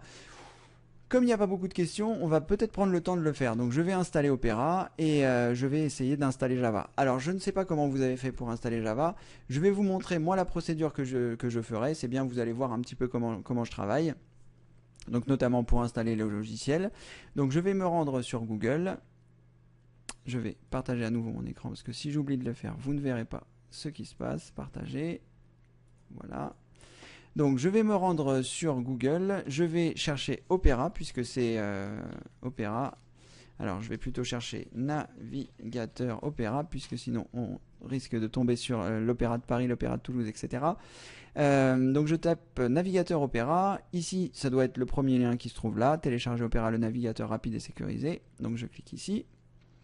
J'arrive sur la page de l'éditeur. Je clique sur télécharger maintenant. Je clique sur le bureau parce que je vais l'enregistrer sur mon bureau. On va patienter le temps du téléchargement. Ça devrait être relativement rapide grâce à la fibre. Merci Orange. Voilà. Ça y est, c'est téléchargé. Donc ici, je vais double-cliquer sur Opera pour lancer l'installation de ce logiciel. Alors, je vais vous afficher ici. Alors, avant toute chose, ça va me permettre de vous donner une indication supplémentaire. Quand vous installez un logiciel, quel que soit le logiciel, que ce soit un logiciel gratuit, que ce soit un logiciel payant, que ce soit quoi que ce soit, enfin surtout les logiciels gratuits, toujours vérifier les options pour voir s'il ne va pas vous installer autre chose en même temps. Vérifiez les options, vérifiez les cases qui sont cochées ou non, parce que eh bien, parfois vous n'avez pas envie que certaines choses s'opèrent. C'est le cas ici. Vous voyez, importer les signets des données des navigateurs par défaut. Je n'ai pas. Enfin, c'est une option qui peut être intéressante parce que si vous vous mettez à utiliser Opera, peut-être que vous avez envie qu'il importe vos favoris de Google Chrome ou de votre autre navigateur par défaut. Ce n'est pas mon cas ici. Et partager les statistiques d'utilisation pour aider à améliorer Opera. Ça, c'est vraiment comme vous le souhaitez. Moi, je vais décocher pour l'instant parce que je désinstallerai Opera par la suite. Ici, vous avez la langue, donc c'est français. Pour tous les utilisateurs, je vais dire pour l'utilisateur actuel et je vais choisir accepter et installer pour lancer le processus d'installation sur mon ordinateur. Donc ça va prendre un certain temps en fonction du nombre d'informations qu'il y a à installer. Je pense que le programme étant tout petit, on va récupérer les informations directement sur internet. Voilà, le programme fait 667 kg, donc comme le programme final doit être plus important, là c'est le téléchargement à partir d'internet. Une fois qu'on aura installé ce logiciel, eh bien, il faudra directement à partir d'Opera installer Java. Au passage, pendant qu'il est en train de s'installer, on va faire une recherche parce que si ça se trouve, Java n'est pas compatible avec Opera. J'aurais dû commencer par là, ça aurait été plus pertinent. Mais c'est pas grave, vous avez vu au moins comment est-ce que j'ai installé les logiciels. Donc pensez à bien regarder s'il n'y a pas des cases à décocher, si tout est normal. Donc Java compatible avec Opera. Point d'interrogation.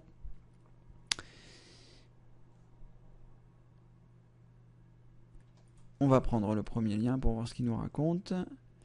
Alors, c'est un...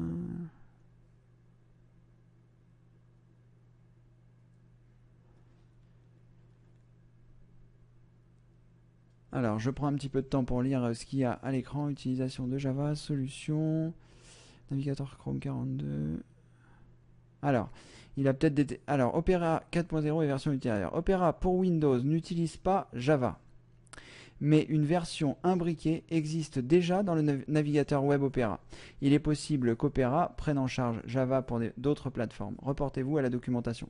Donc en fait, la réponse est certainement ici, c'est que Opera 4 et les versions ultérieures embarquent déjà Java. Donc il n'est pas nécessaire de l'installer, il est déjà embarqué dans Opera. Ce qui est le cas de Flash Player par exemple dans Google Chrome. Donc c'est un petit peu long à télécharger. Mais pour répondre à la question initiale, Java est déjà intégré dans Opera. Donc il est inutile de chercher à l'installer. Alors peut-être que votre question est un petit peu plus poussée. Vous avez la version 4 ou plus d'Opera et vous n'arrivez pas à faire fonctionner quelque chose qui est censé utiliser Java. Dans ce cas-là, c'est peut-être un problème avec votre navigateur. Vous pouvez tenter de le désinstaller et de le réinstaller pour voir si ça va changer quelque chose. Pensez à bien faire une sauvegarde de vos favoris si c'est votre navigateur par défaut. Voilà. Alors, continuez à utiliser Google Chrome. Voilà. Donc l'installation est terminée. Je vais me mettre ici. Ben voilà, en fait, j'ai pas plus d'informations à vous indiquer. On va juste regarder quelle version est installée par défaut. Donc, je suppose que ici, vous cliquez sur Opera, vous choisissez à propos d'Opera. Et là, on va voir la version qui est installée. Oui, voilà, d'accord. Donc, version 29. Donc, ils disent qu'à partir de la version 4, il y avait déjà Java qui était intégré. Donc là, version 29, c'est intégré depuis longtemps. Plus besoin de vous soucier de Java, en théorie. N'hésitez pas, si vous souhaitez apporter une précision, si ma réflexion de tout à l'heure était exacte par rapport à, voilà, vous n'arrivez pas à faire fonctionner quelque chose qui utilise Java sur votre navigateur. Vous pouvez donc désinstaller Opera et le réinstaller pour voir si ça va changer les choses. Et sinon, eh bien, vous pouvez aussi utiliser un autre navigateur comme Mozilla Firefox. Mais pour installer Java sur Mozilla Firefox, vous devrez vous rendre sur le site de Java. Mais peut-être ça vous saurez le faire ou on aura l'occasion d'en reparler dans une prochaine session. Voilà Olivier, j'espère avoir répondu correctement à votre question.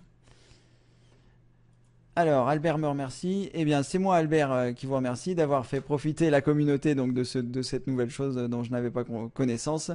Je me renseignerai plus avant pour savoir si je le réactive ou non. Merci, Albert.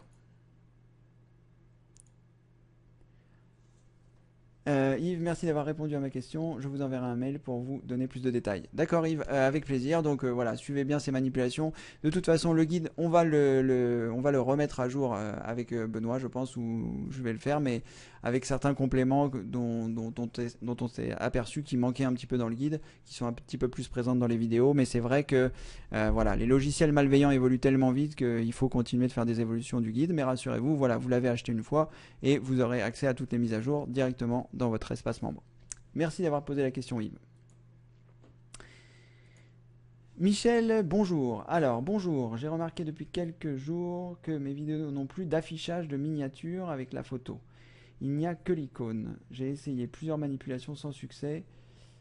Que dois-je faire pour régler ce problème? Alors, je vais relire la question parce que je ne suis pas sûr d'avoir bien compris.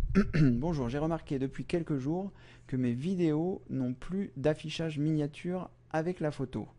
Il n'y a que l'icône. Alors, j'ai essayé plusieurs manipulations sans succès. Que dois-je faire pour régler ce problème? Alors, déjà, je ne sais pas, Michel, sur quel système d'exploitation vous êtes. Si vous êtes sur Windows 7, si vous êtes sur Windows 8, si vous êtes sur d'autres versions.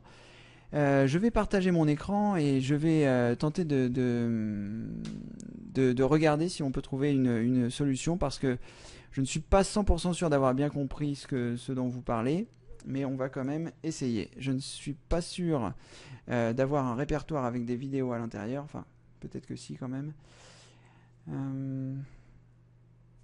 Alors,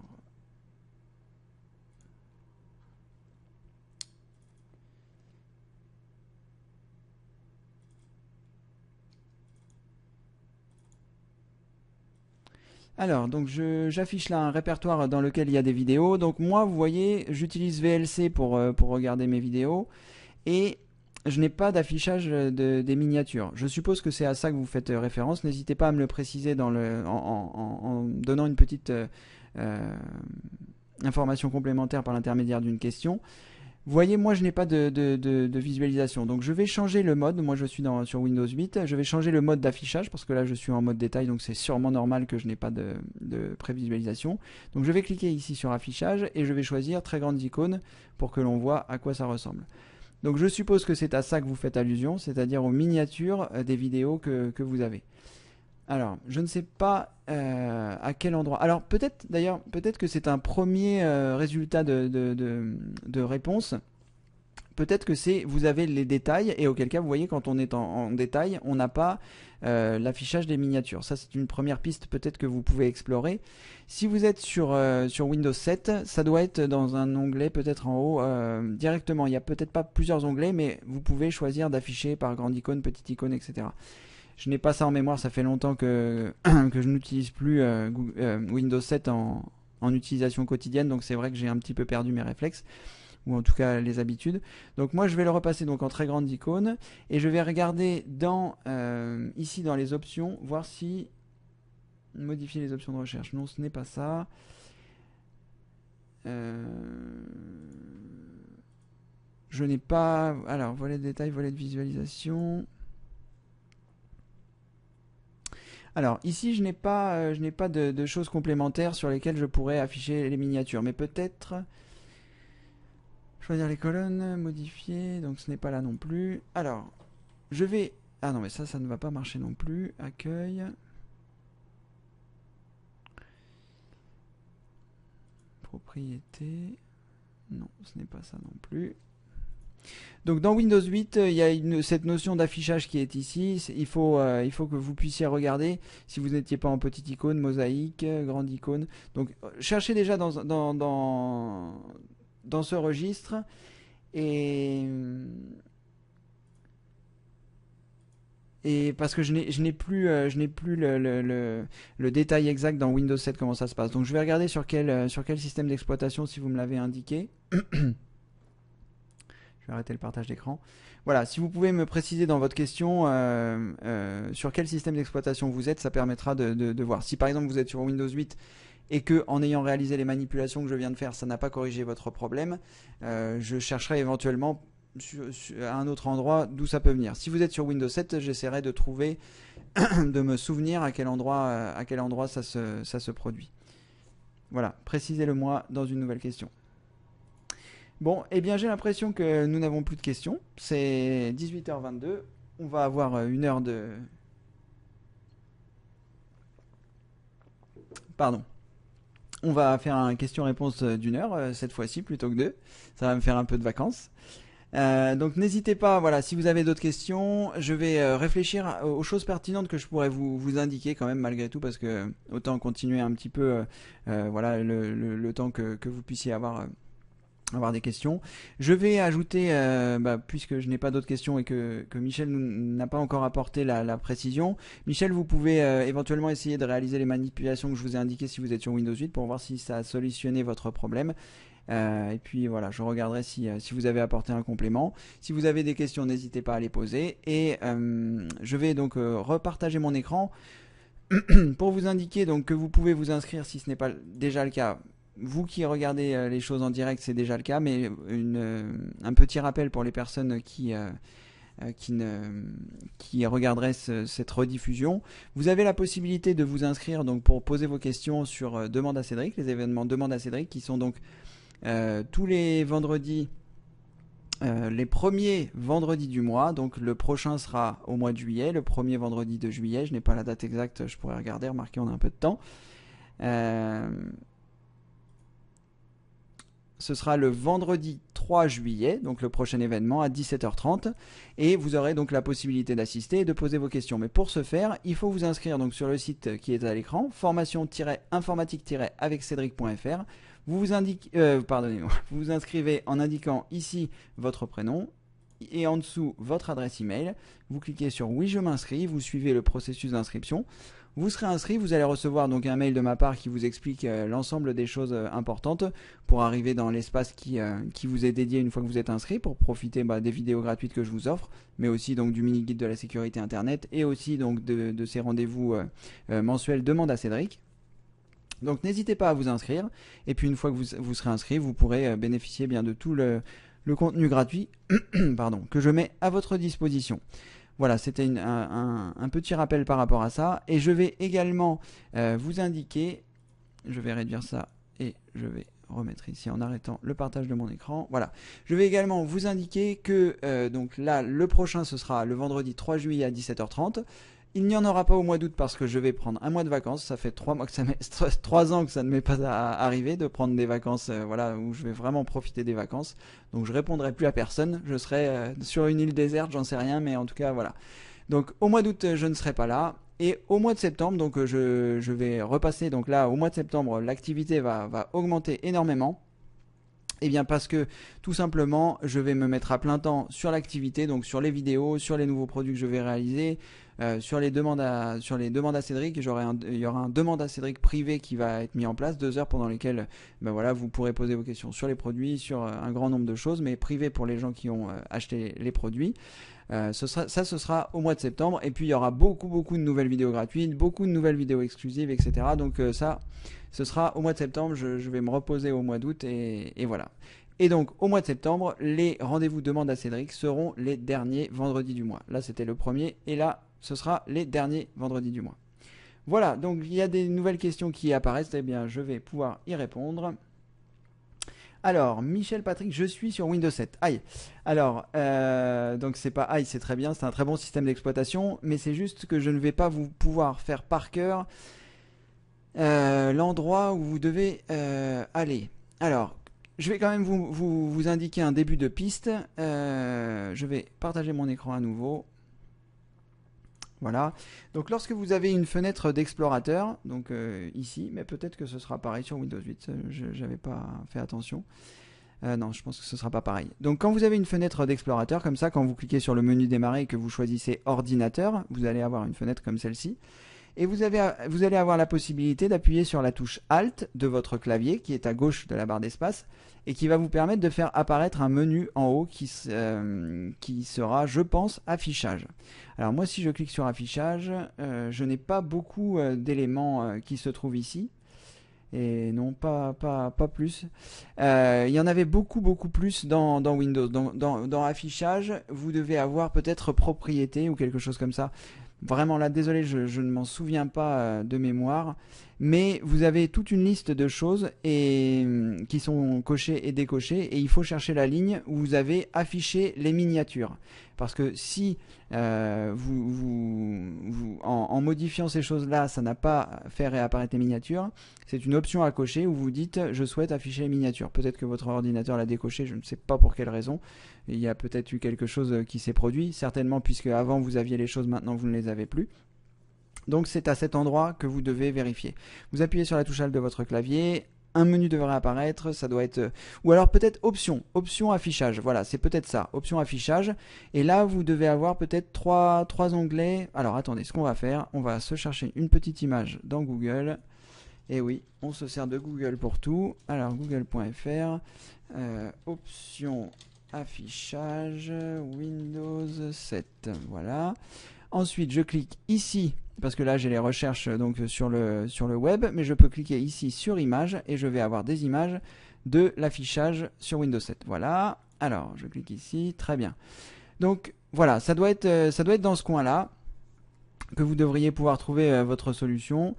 Michel, pardon. Donc vous appuyez sur la touche Alt de votre clavier, vous choisissez option et option des dossiers. En fait, c'est pas affichage, c'est option des dossiers. Et dans le deuxième onglet qui s'appelle affichage, vous voyez, vous avez un certain nombre de choses, de cases cochées et décochées. Et à cet endroit-là, donc là, il faudra que vous fassiez défiler l'ascenseur parce que là, comme c'est une image, je ne peux pas le faire. Mais à un certain endroit, vous devez avoir le principe des miniatures. Afficher l'icône et les fichiers sur les miniatures. Est-ce que c'est ça ? peut-être c'est celui-ci, le premier. Donc vous pouvez tester ça et voir si ça revient. Si ça ne revient pas, redémarrer votre ordinateur. Enfin, le faites pas forcément tout de suite parce que sinon vous n'assisterez plus à la session, ce que j'ai fait moi la dernière fois. Donc voilà, n'hésitez pas, ça doit être dans ce coin-là. Vous appuyez sur la touche Alt, vous choisissez Options, puis Options des dossiers, deuxième onglet Affichage, et là vous devriez trouver votre bonheur. Voilà, au passage, vous voyez comment on peut encore faire une autre utilisation de Google. C'est-à-dire, on tape les mots-clés, ensuite on clique, je vais y arriver, on clique sur Images et on arrive sur les images des mots-clés. Donc ça permet aussi de regarder sur les vidéos. Si vous cherchez quelque chose et que vous voulez voir la réponse en vidéo, vous cliquez sur Vidéo. Et si vous cherchez quelque chose à acheter, vous pouvez cliquer sur Shopping. Ou sur les actualités du moment si vous voulez avoir une actualité. Par exemple, si vous cherchez des actualités sur Windows 10, puisque c'est un petit peu d'actualité, vous tapez Windows 10, vous appuyez sur Entrée, donc là on va avoir les vidéos de Windows 10, mais si vous voulez avoir des actualités de Windows 10, vous cliquez sur Actualité. Voilà. C'était une petite parenthèse concernant la recherche, évidemment. Voilà Michel, j'espère que les précisions que je viens de vous apporter pourront pourront résoudre votre problème. Alors, Aurore. Alors, avec quel logiciel sauvegarder? Pardon, avec quel logiciel sauvegardez-vous votre disque dur? Créer une image système. Alors, la sauvegarde, c'est une question intéressante, c'est une question même très très intéressante, c'est une question fondamentale. Il y a plusieurs techniques de sauvegarde. Il y a des sauvegardes, comme vous faites allusion, des sauvegardes ce qu'on appelle des sauvegardes intégrales, c'est-à-dire qu'elles vont faire une photocopie de votre disque dur. Notamment à partir de Windows 7 et à partir de Windows 8, ces deux systèmes d'exploitation gèrent des sauvegardes pour vous. Si vous avez un deuxième disque dur et que vous avez de la place dessus, eh bien Windows va faire des sauvegardes de façon plus ou moins automatique. Donc ça, c'est une sauvegarde qui va copier l'intégralité de votre disque, et si vous avez un problème, eh bien vous pourrez revenir en arrière par l'intermédiaire de Windows 7 ou de Windows 8 en mettant le CD, de pouvoir remettre la sauvegarde que lui a fait. Donc c'est important de faire des sauvegardes relativement souvent, une fois par semaine ou plus si vous avez peur de perdre des choses importantes ou que vous avez mis un gros paquet de photos que vous n'aviez pas mis avant. Eh bien c'est intéressant de réaliser une sauvegarde. Donc cette sauvegarde là, elle va faire l'intégralité de votre disque dur. Donc ça c'est vraiment une bonne solution. Après vous avez d'autres types de sauvegardes que sont les sauvegardes, on va dire, ponctuelles. Vous pouvez donc graver par exemple vos photos sur un DVD, vous pouvez mettre vos photos sur des clés, vous pouvez mettre vos photos sur des disques durs. Là, c'est vous qui réalisez les manipulations, c'est-à-dire que vous faites des copier-coller, copier depuis votre disque dur et vous le collez vers votre disque dur externe ou vers votre clé. Donc il faut quand même être précautionneux par rapport à ça parce que eh bien, on n'est jamais à l'abri que le support sur lequel vous l'avez sauvé puisse tomber en panne. Donc surtout, vous ne déplacez pas vos photos de votre ordinateur principal vers un disque externe parce que là, ce n'est pas du tout une sauvegarde, c'est juste un déplacement pour faire de la place éventuellement sur votre disque dur principal. Mais attention, faites bien des sauvegardes, il faut que vous l'ayez au moins à 2, 3, 4 endroits. Plus vous l'avez et moins vous risquez de le perdre. Donc moi c'est le conseil que je vous donne. Moi j'ai perdu un disque dur complet avec mes photos. J'avais 80 Go de photos dessus, je l'ai perdu. C'était toutes mes photos numériques, voilà, c'était il y a 5 ans. Et je me suis juré que je ne perdrais plus rien. Donc maintenant je multiplie les supports de sauvegarde. J'ai ce que l'on appelle un NAS, c'est-à-dire un boîtier externe sur lequel sont stockées les choses. Et dans ce boîtier, ça se duplique en temps réel. C'est-à-dire qu'il y a deux disques durs. Le premier disque dur, j'écris dessus et le boîtier écrit automatiquement sur le second. Ensuite je fais une sauvegarde de ce deuxième disque dur sur un autre disque dur que je fais une fois par semaine. Voilà, et je ne laisse pas ce disque dur sur le circuit électrique. Parce que si vous avez vos sauvegardes eh bien, sur le même circuit électrique que sur votre ordinateur en permanence, c'est-à-dire je fais notamment référence si vous avez un disque dur externe que vous laissez brancher en permanence pour faire des sauvegardes, s'il y a une surtension électrique ou un problème avec la foudre, eh bien vous risquez aussi de griller votre sauvegarde.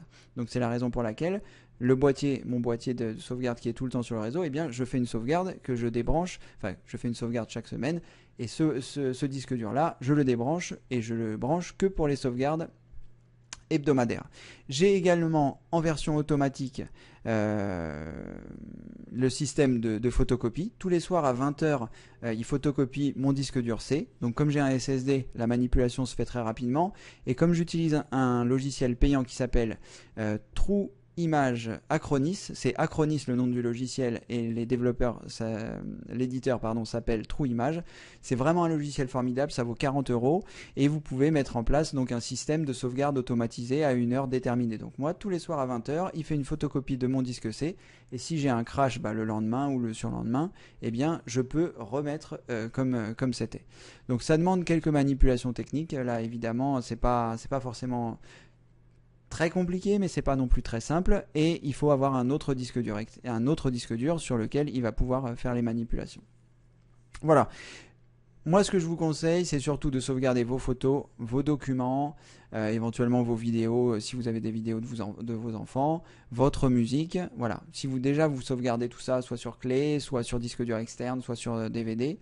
C'est déjà une première base de sauvegarde. Après, il faut que vous fassiez attention en fonction de la façon dont vous consultez votre mail, si vous l'utilisez en local ou directement sur Internet. Si vous l'utilisez directement sur Internet, eh bien vous n'avez pas besoin de faire des sauvegardes pour la bonne et simple raison que vous consultez vos messages sur un serveur distant, que ce soit le serveur de Gmail, de Yahoo, de Free, peu importe. C'est eux qui conservent vos messages. Et si vous avez un logiciel comme Windows Mail, Windows Live Mail ou Outlook Express, là les mails sont en local et auquel cas il faut envisager de faire des sauvegardes si vous ne voulez pas perdre vos mails. Mais si vous consultez à distance par l'intermédiaire d'un webmail, dans ce cas-là vous n'avez pas besoin de faire de sauvegarde de vos mails.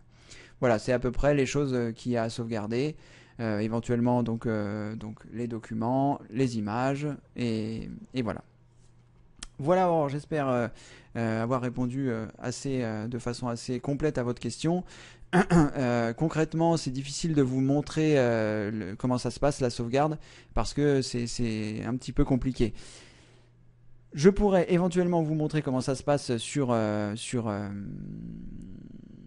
avec le logiciel dont je vous parlais qui s'appelle CD Burner XP qui permet de graver sur CD ou sur DVD. Ça peut être une bonne solution, mais j'ai déjà réalisé une vidéo. Donc si vous êtes inscrite, ce qui est le cas si vous assistez à cette présentation, mais pour les personnes qui verront la retranscription si elles ne sont pas inscrites, vous pouvez vous inscrire donc sur formation informatique avec Cédric.fr. Et une fois que vous serez inscrit, vous aurez accès à une soixantaine de vidéos. Et dans ces vidéos, j'indique notamment comment sauvegarder avec le logiciel en question. Voilà. Je ferai un cours beaucoup plus avancé, mais ça ce sera au mois de septembre, sur la sauvegarde parce que je considère que c'est quelque chose d'essentiel. C'est d'ailleurs la chose la plus importante parce que une fois que si votre ordinateur tombe en panne, la chose la plus importante ce sont vos données. Ce n'est pas les logiciels qu'il faudra réinstaller. Ça c'est juste technique, mais c'est pas très compliqué. Mais vos données vous ne pourrez plus jamais les retrouver si vous les avez perdues. Donc c'est vraiment la chose la plus importante.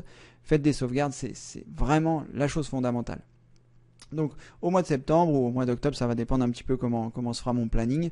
Je vais créer un cours qui sera dédié à la sauvegarde pour apprendre à sauvegarder sur CD, sur DVD, avoir un NAS, avoir un disque externe, comment sauvegarder sur clé, etc. etc. Voilà. Voilà. Aurore.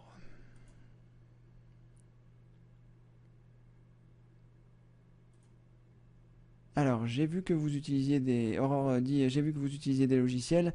Alors, je ne sais pas à quel logiciel vous faites référence, mais donc les logiciels dont je vous parlais, c'est celui pour graver sur CD DVD qui s'appelle CD Burner XP, qui est un logiciel qui vous permettra de graver des données, faire des photocopies, des copies de CD, etc. Donc, qui est très bien, qui est gratuit. Et c'est pas parce qu'il s'appelle CD Burner XP qu'il n'est utilisable que sur Windows XP. Je l'utilise sur Windows 7. Et sinon, donc les autres logiciels que j'utilise, c'est Acronis de la société True Image qui permet de faire des photocopies du disque et vraiment beaucoup d'autres choses. C'est vraiment très poussé, mais ça vaut 40 €. Et sinon, le système de sauvegarde que j'utilise, c'est sur ce que l'on appelle donc un NAS, qui est un boîtier qui est connecté sur le réseau et sur lequel j'enregistre les choses importantes. Et c'est la marque que j'utilise, c'est Synology, et c'est vraiment très bien. Ça permet de faire des sauvegardes. Enfin, c'est vraiment très bien. Voilà, Aurore. Alors, Philibert. Alors, mon PC rame depuis quelques temps, quel que soit le navigateur que j'utilise. Redémarrer ne règle pas toujours le problème.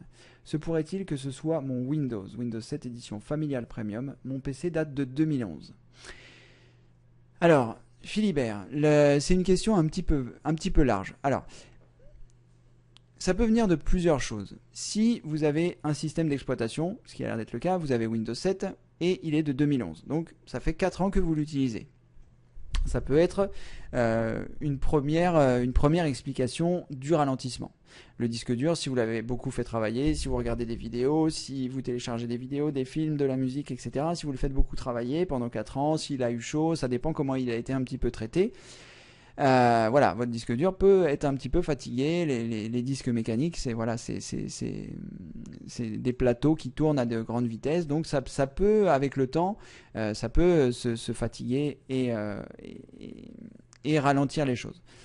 Moi, les ralentissements que je constate sur les disques durs, majoritairement, ça vient soit de logiciels malveillants que vous avez récupérés, et auquel cas je vous invite, si vous n'étiez pas là au début de la session, eh bien de réécouter lors de la retransmission où j'expliquais quels sont les logiciels que j'utilise pour faire les manipulations.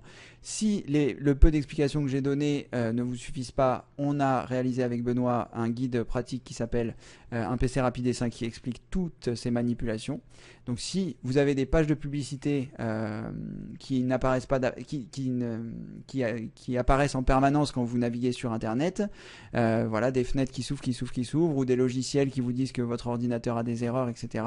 Là, vous pouvez vous orienter vers la piste donc de l'infection. Vous avez été infecté par des logiciels malveillants, et auquel cas, il faut procéder à un nettoyage. Rien ne pourra rendre votre ordinateur plus rapide, et ce sera de pire en pire parce que les logiciels malveillants, eh bien, ils s'en installent un petit peu tout le temps. Il y a certains logiciels qui, une fois que vous les avez autorisés sans le faire exprès, eh bien, continuent d'installer d'autres logiciels.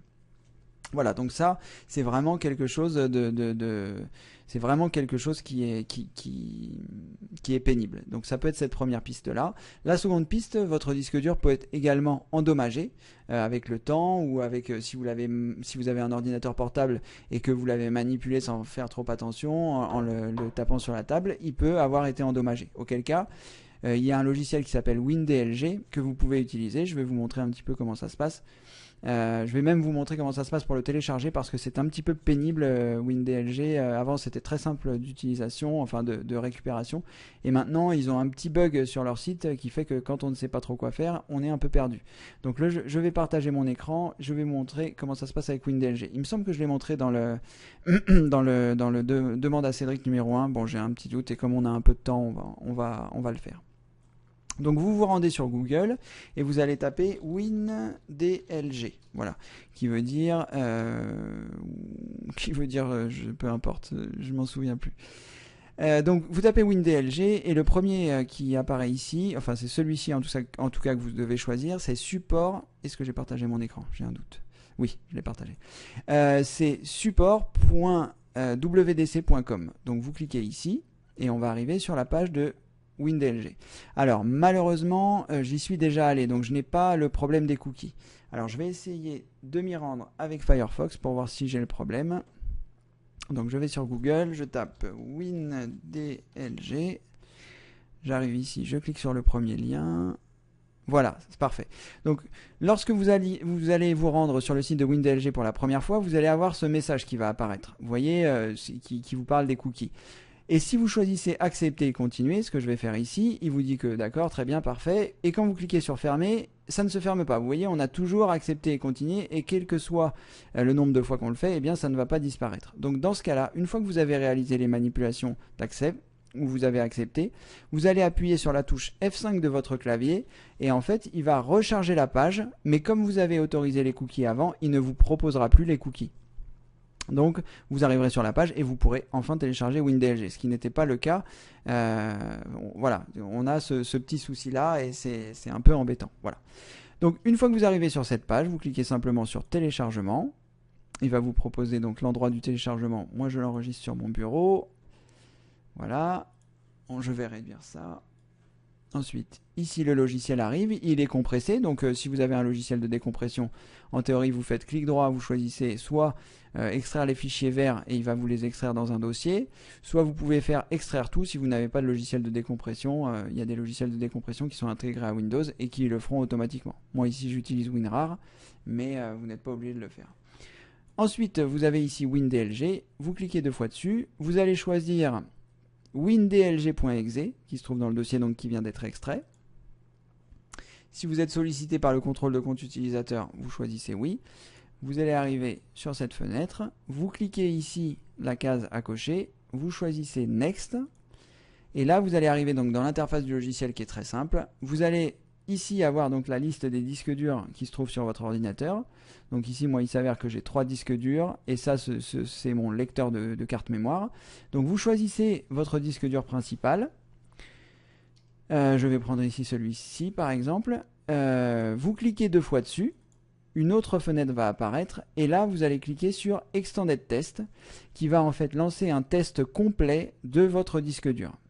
Donc ça vous permettra de savoir une fois que ça aura terminé, donc ça peut être très long, hein, ça peut prendre 1 heure, 2 heures, 3 heures, 4 heures, 5 heures en fonction de la taille de votre disque dur et de sa rapidité. Mince, j'ai lancé le test, donc je vais faire annuler, voilà. Pardonnez-moi. Et donc à la fin du test, eh bien, vous aurez une petite case cochée ici qui vous dira si tout va bien, et auquel cas donc ça ne vient pas de votre disque dur mais donc d'un autre problème. Et si vous avez une croix, eh bien, ça veut dire que votre disque dur est endommagé, qu'il n'est donc plus fiable, et qu'il faudra procéder à son remplacement. Donc quoi qu'il en soit, si vous avez une croix rouge, la première chose à faire ce sont des sauvegardes directement. Vous sauvegardez tout ce qui est d'important parce que on ne sait pas combien de temps peut durer le disque dur. Voilà, le logiciel s'appelle WinDLG et je vous ai montré les manipulations donc pour réaliser le test. Voilà Philibert, non c'est pas terminé, pardonnez-moi. Donc soit des logiciels malveillants, soit votre disque dur qui est endommagé. Et enfin, une autre possibilité qui peut être envisagée, c'est que votre système d'exploitation, comme il date de 2011 et si vous avez fait beaucoup de manipulations, il peut être un petit peu long. Donc vous pouvez procéder à une défragmentation. Une fois que vous avez fait le test et que vous vous êtes assuré que le test était bon, le test du disque dur, vous pouvez procéder à une défragmentation. Peut-être ça vous fera gagner un petit peu. Si vous avez beaucoup fait des fichiers, voilà, vous pouvez envisager ça. Et sinon, vous pouvez aussi envisager une réinstallation de votre système. Mais là, c'est quelque chose, une opération qui est un petit peu plus lourde. Il faut faire des sauvegardes, il faut savoir comment réinstaller. Là, c'est un petit peu plus lourd comme opération. Mais déjà, essayez les 2 premières. Et si ça ne solutionne pas votre problème, il sera toujours temps bien qu'on en reparle sur une prochaine session. Voilà Philibert. Alors, je vais prendre une question d'Albert. Bonjour Albert. Alors, j'ai installé un répétiteur Wi-Fi qui fonctionne très bien, mais de temps en temps, il me fait des connexions limitées. J'ai Windows 7. Que faire? Merci. Alors, que faire? C'est une bonne question. Donc, que faire? Que faire? Déjà, il faut savoir si il a été installé correctement. Est-ce que c'est un installateur professionnel qui vous l'a installé? Est-ce que c'est vous qui l'avez installé? Est-ce que tout a bien été paramétré? Ça, c'est la première chose qu'il faudrait vérifier. Et après, malheureusement, en fonction du matériel que vous avez choisi, donc il n'y a pas forcément le prix qui rentre en jeu, il y a aussi la marque, mais bon, c'est vrai que le prix justifie souvent la qualité. Et auquel cas, il faudrait que vous fassiez le test, voir si ça ne vous le fait qu'avec un seul ordinateur, si vous avez plusieurs ordinateurs à votre domicile, ou si vous avez une tablette, ou si vous avez un téléphone. Vous pouvez essayer avec d'autres périphériques pour voir si ça ne le vous... je vais pas y arriver. Si ça le fait uniquement avec votre ordinateur, ou si ça le fait avec tous les autres ordinateurs ou autres périphériques de la maison, que ce soit téléphone, tablette, etc. Voilà, vous pouvez déjà effectuer ce premier constat, et si vous vous apercevez que ça le fait avec tous les périphériques de votre maison, et bien dans ce cas-là, vous pouvez donc vous orienter vers la piste de vous dire est-ce que j'ai bien installé le répétiteur, mais s'il fonctionne de temps en temps, il n'y a aucune raison qu'il ne fonctionne plus, sauf si voilà il y a des petits problèmes, que des fois il est défectueux. Alors ce qui peut, enfin voilà, les choses me viennent comme ça au fur et à mesure. Ce qui peut également se produire, c'est que donc ce répéteur Wi-Fi, c'est-à-dire que donc pour ceux qui ne savent pas, un répéteur Wi-Fi c'est un petit boîtier que vous allez brancher sur une prise et qui va en fait étendre votre signal Wi-Fi. Si votre box est un petit peu loin de votre ordinateur, ou si vous avez des murs épais, ou si vous avez ce genre de choses. Donc c'est un petit boîtier qui va vous permettre de faire ça. Il faut que vous contrôliez que votre répéteur Wi-Fi réussit bien à capter le signal de votre première box, parce que si lui perd le signal de la première box, si par exemple c'est un répéteur Wi-Fi qui n'est pas CPL, c'est-à-dire que il va attraper le signal de votre première box pour pouvoir vous l'étendre, eh bien, si lui est déjà limite sur la répétition du signal, eh bien, c'est pour ça que parfois, vous pouvez perdre ça. Ça peut être aussi éventuellement une explication. Donc, ce que vous pouvez faire, si vous avez la possibilité, c'est d'acheter ce que l'on appelle un répéteur Wi-Fi en CPL, c'est-à-dire vous allez brancher donc la partie répéteur sur une prise qui va donc diffuser votre signal, et du côté de la box, vous aurez un boîtier qui se branchera sur une prise électrique à côté et un câble qui sera relié à la box. Comme ça, la répétition du Wi-Fi n'ira pas chercher le premier signal. Le signal passera par le courant, le CPL, donc le courant porteur linéaire, le courant électrique, pardon. Donc il ira de votre box vers le répéteur par l'intermédiaire du courant électrique et il diffusera le signal vers les nouvelles pièces. Ça commence à être dur. Voilà, donc vous avez cette possibilité-là. Et j'avais encore pensé à une autre chose. Voilà, et l'autre chose, ça peut être que le boîtier n'est pas de très bonne qualité, et auquel cas, peut-être il sera intéressant de le changer.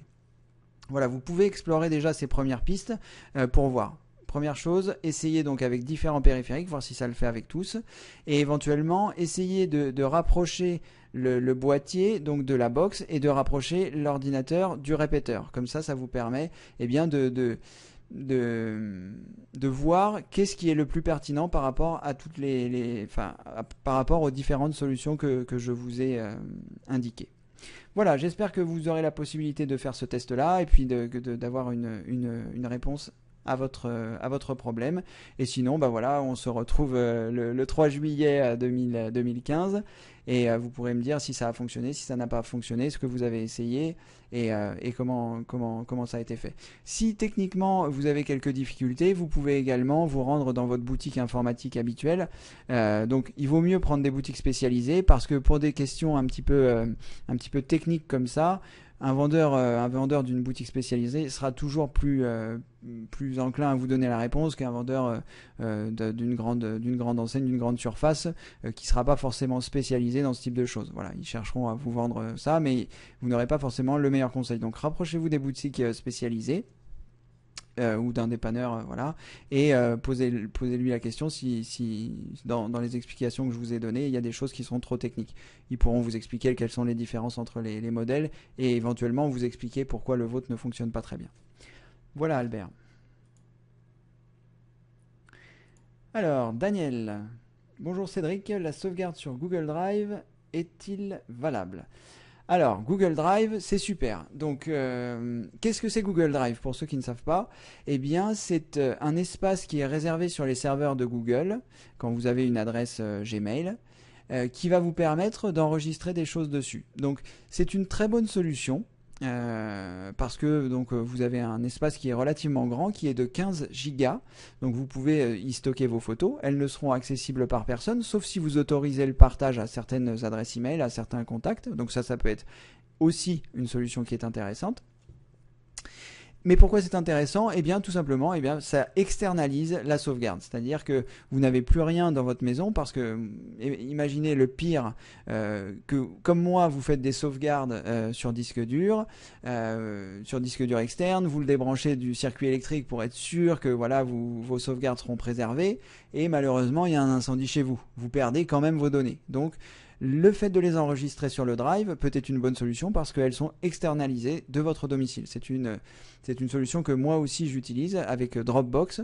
J'avais oublié de le préciser parce que Dropbox c'est bien, ça permet de synchroniser les fichiers aussi. Donc c'est une bonne solution. Je ne sais pas si j'ai déjà fait une vidéo sur Dropbox ou si j'en ferai une, mais en tout cas voilà, c'est une solution qui est intéressante. C'est une sorte de cloud, ce qui s'appelle le cloud. C'est un espace de serveur réservé sur la personne sur le fournisseur qui vous attribue cet espace.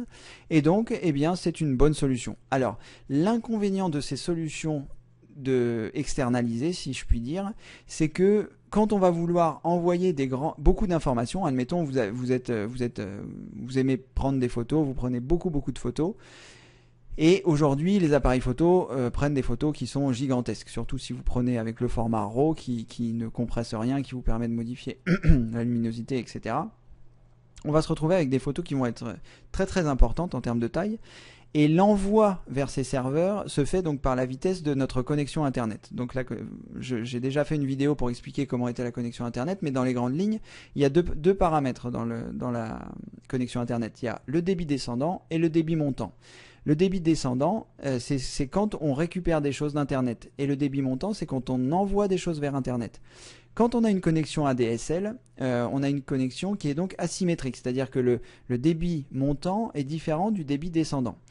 Si vous avez une connexion ADSL, votre débit d'envoi, donc quand vous allez vouloir charger les choses sur le drive, vont être de 100 kilooctets maximum si vous êtes si vous êtes en ADSL. Donc si vous avez la fibre ou le VDSL, ce sera beaucoup plus confortable. La fibre, ce sera fantastique, et le VDSL, en fonction de la distance du serveur auquel vous vous trouvez, ce sera confortable. Si vous avez de la DSL et que vous souhaitez envoyer 15 Go, ça prendra un temps incroyable. Donc oui, c'est une bonne solution, le drive, parce que oui, c'est externalisé et oui, c'est protégé. Mais attention, ça peut prendre du temps à envoyer. Et au passage, je me permets de faire une petite parenthèse parce que ça, c'est très important. C'est que quand vous allez envoyer vos données sur le drive, donc elles sont protégées, mais elles sont protégées par votre mot de passe. C'est-à-dire que si vous faites pirater votre compte Gmail, eh bien, les gens pourront avoir accès à votre drive.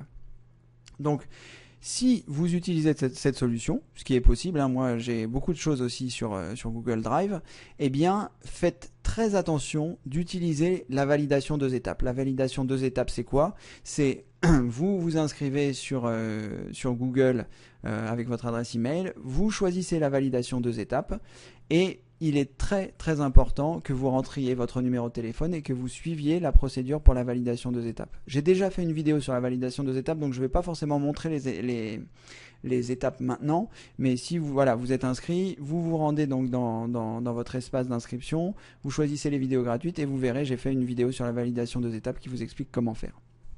Donc surtout, si vous utilisez Drive, il est impératif que vous ayez la validation 2 étapes. Parce que si vous ne le faites pas et qu'on pirate votre adresse email, les gens auront accès à toutes vos données. Donc si vous avez des choses sensibles ou des photos que vous ne souhaitez pas voir tomber dans de mauvaises mains, faites la validation 2 étapes. Mais Google Drive, c'est une très bonne solution. Voilà Daniel, j'espère avoir répondu à votre question.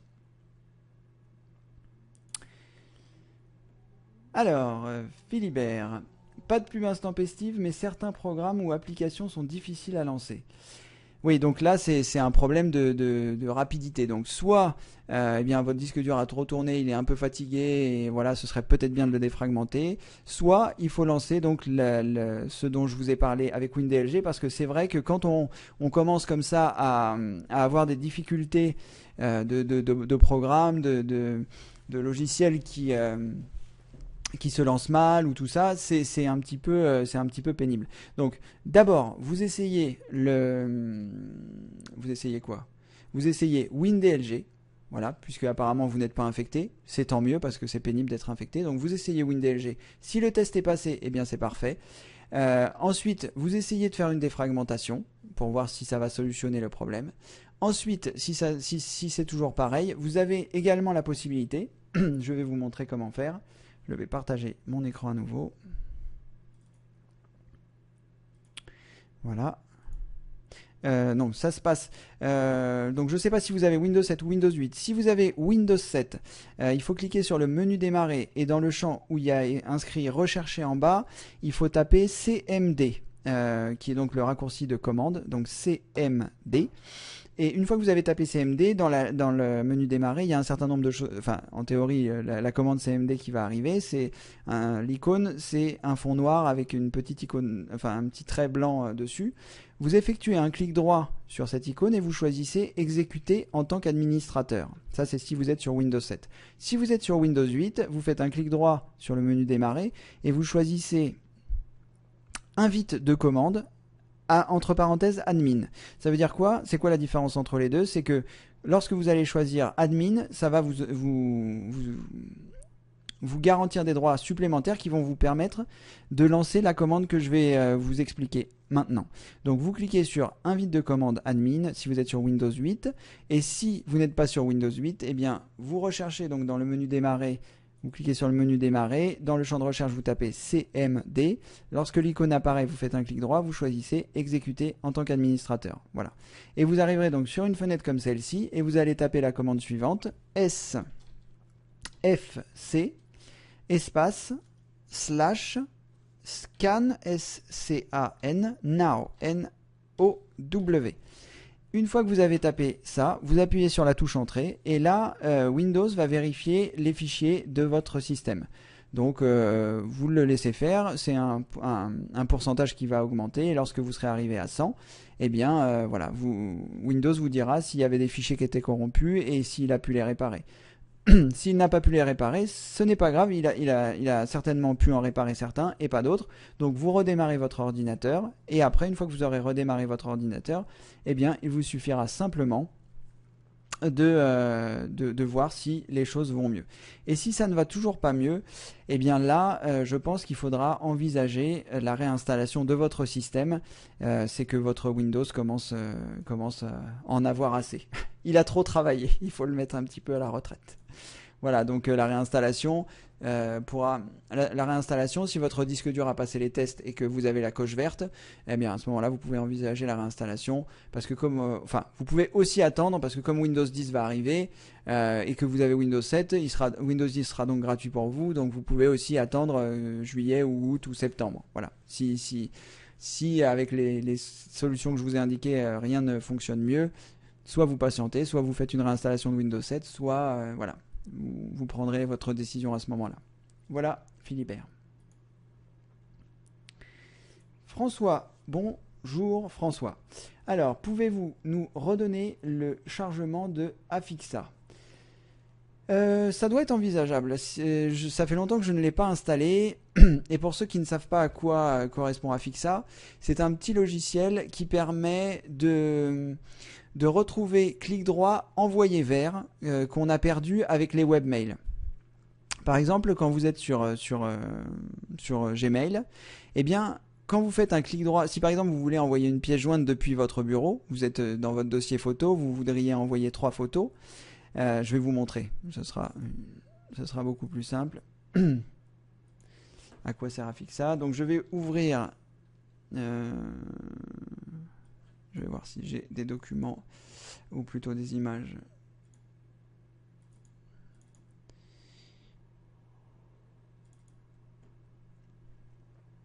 Voilà, j'ai ouvert mon dossier capture d'écran, donc j'ai un certain nombre d'images qui se trouvent ici. Et si j'ai envie de les envoyer à un destinataire, eh bien, je peux donc en sélectionner plusieurs, faire un clic droit, choisir envoyer vers et choisir destinataire. Et là, il va me remplir automatiquement mon mail. Vous voyez? Et l'avantage de cette fonction, c'est qu'on a la possibilité de redimensionner facilement les photos. Si par exemple on souhaite envoyer 10-15 photos, eh bien on a la possibilité, Windows intègre la possibilité de redimensionner ces mêmes photos. Donc c'est une option qui est très pratique, mais qui est malheureusement indisponible si vous utilisez le webmail de Gmail, parce que ça ne fonctionne qu'avec les logiciels qui sont locaux. Donc que ce soit Windows Mail, Windows Live Mail, Outlook Express, Outlook, etc. Il faut que votre messagerie soit configurée en local. Donc là, si je clique sur joindre, il ne sera pas capable de le joindre dans ma messagerie, dans mon webmail de Gmail. Donc Afixa permet de réaliser ces manipulations. Donc on va voir s'il est toujours disponible parce que ça fait un petit moment que je ne l'ai pas téléchargé. Et donc ce logiciel va permettre de conserver la fonction envoyer vers et de le rendre compatible avec le webmail de Gmail. Je ne sais pas si ça fonctionne avec d'autres, je n'ai pas essayé, donc je ne sais pas. Donc je tape Afixa. J'appuie sur Entrée. Apparemment, donc le logiciel est toujours disponible. Donc c'est le premier lien qui se trouve ici. Et là, je vais chercher l'endroit où je peux le télécharger. Voilà. Donc ici, pour une utilisation personnelle, vous allez avoir la possibilité de choisir Desktop Edition. Je vais cliquer sur Learn More. Et ici, j'ai la possibilité de choisir Download. Voilà, j'arrive sur la page de téléchargement. Le téléchargement fait à peu près 7 mégas, donc je vais cliquer ici sur Download. Alors la différence entre Download et MSI Installer, ce sont des installations en tâche de fond, c'est-à-dire que vous ne voyez pas forcément ce qui se passe. Donc je vous déconseille de choisir ça et de plutôt choisir Download. Ici, on va choisir le bureau. Je vais cliquer sur Enregistrer, donc il va télécharger l'installeur d'Afixa qui est ici. Et là, je vais pouvoir lancer la procédure d'installation. Donc je clique 2 fois sur Afixa. Ici, je vais bien m'assurer qu'il n'y a rien de caché, de cases à cocher, etc. pour installer des logiciels malveillants. Je clique sur Next. Je regarde. Tout a l'air d'être bien. Je clique sur J'accepte. Je clique sur Next. Alors là, vous voyez, on a soit l'installation typique, soit l'installation personnalisée. Custom, ça veut dire personnalisé, pour ceux qui ne le savent pas. Donc on va choisir l'installation custom, parce qu'on ne veut pas que des choses soient installées. Donc là, tout va bien, il n'y a rien qui s'installe, il n'y a rien de spécial qui s'installe, donc je peux cliquer sur Next, qui se trouve ici. Là, il m'indique le dossier de destination, l'endroit où le programme va être installé. Je clique sur Next, toujours en faisant bien attention qu'il n'y ait pas de case qui soit cochée. Et là, le récapitulatif de l'installation, je clique sur Install. Et l'installation va donc démarrer. Je vais en profiter pour boire un petit verre d'eau. Si vous êtes sollicité par le contrôle de compte utilisateur, vous cliquez sur Oui. C'est que votre ordinateur a besoin d'une autorisation pour l'installation.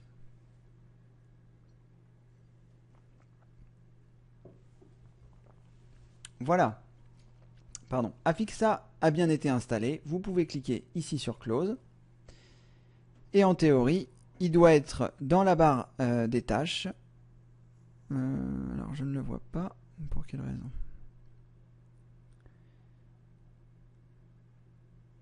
C'est assez étrange. Bon, j'espère que je ne vais pas être obligé de réinstaller mon ordinateur, parce que de redémarrer mon ordinateur, pardon, parce que je ne vais pas le faire. Je vais regarder la raison pour laquelle il n'apparaît pas, donc je fais une recherche Afixa.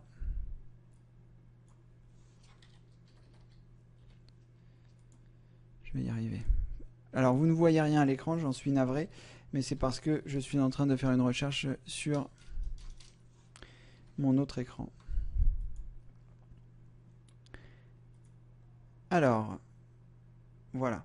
Donc, je pense qu'il vaut mieux, une fois que vous l'avez installé, que vous redémarriez votre ordinateur, et auquel cas, il apparaîtra en bas à droite. Donc là, moi, je ne peux pas vous le montrer ici parce que ma zone de notification se trouve sur un autre écran. Donc, vous, en bas à droite, vous devez avoir un petit triangle, et dans ce triangle, vous verrez une boule verte qui est le symbole d'Afixa.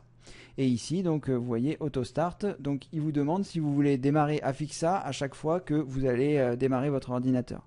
Donc, moi, je ne vais pas le cliquer parce que je ne l'utilise pas. Start Afixa. Voilà, je ne vais pas le cliquer. Mais si vous voulez que ça se lance à chaque démarrage de votre ordinateur parce que vous l'utilisez souvent, eh bien, n'hésitez pas à cocher cette case. Et là, il vous dit que si... je vais décocher la case. Il me dit que si je n'ai pas coché la première case, eh bien, Afixa me dira à chaque fois que je n'ai pas affiché cette case. C'est-à-dire, en gros, il me réapparaîtra cette page à chaque fois. Donc, je vais cliquer sur... Je décoche la case, je clique sur OK. Voilà.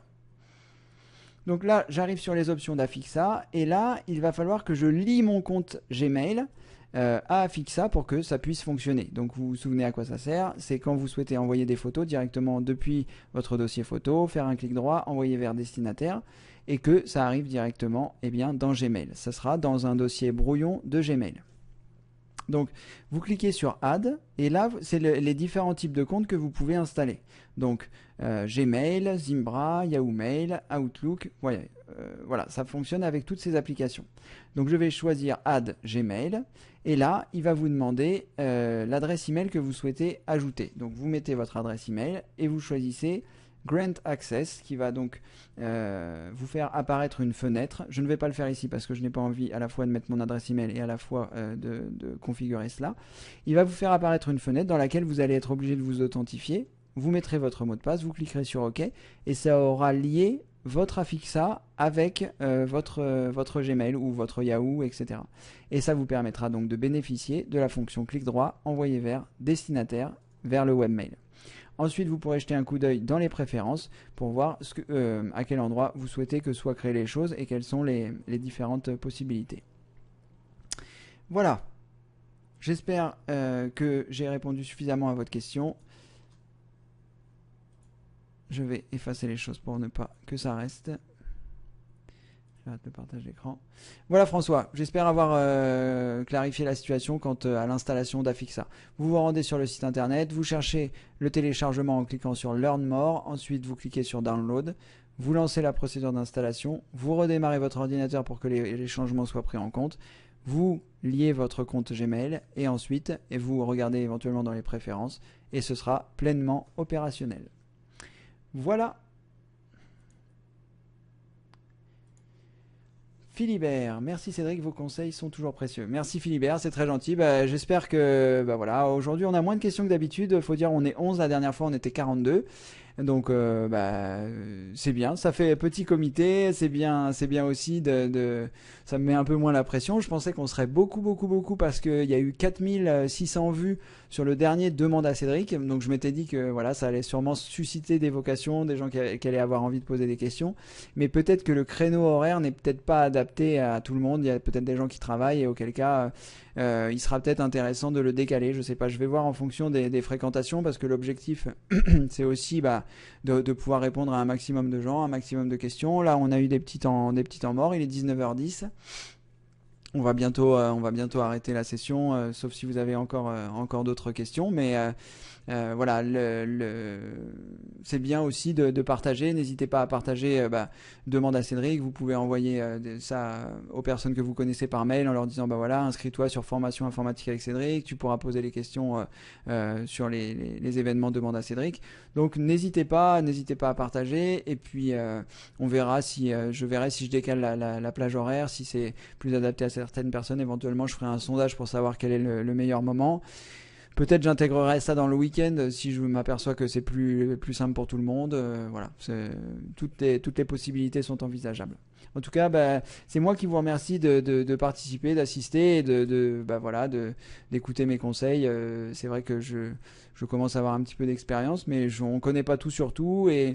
Si vous voulez, dans les différentes interventions que je réalise, je me sers énormément de Google, j'analyse les choses qui sont indiquées par les autres utilisateurs et c'est ce qui me permet aujourd'hui de réaliser mon métier en toute humilité. Je ne sais pas tout, bien évidemment, c'est une évidence, mais je préfère le répéter parce qu'il y a beaucoup de gens qui pensent que voilà, je peux répondre à toutes les questions, que je peux tout faire. Non, je m'appuie sur des recherches que je réalise sur Google.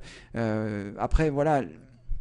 Mon expérience me permet d'analyser ce qui est dit par les autres personnes et de savoir si c'est pertinent de tester ou non. Mais je passe mon temps sur Google à chercher des solutions pour faire ça. Donc vous avez vous aussi la possibilité de faire ça, c'est-à-dire n'hésitez pas à rechercher sur Google, vous commencez avec ce que vous avez en tête, les mots-clés que vous avez en tête, et après, une fois que vous avez les choses qui apparaissent, les résultats de recherche, ça peut vous aider aussi à affiner votre recherche.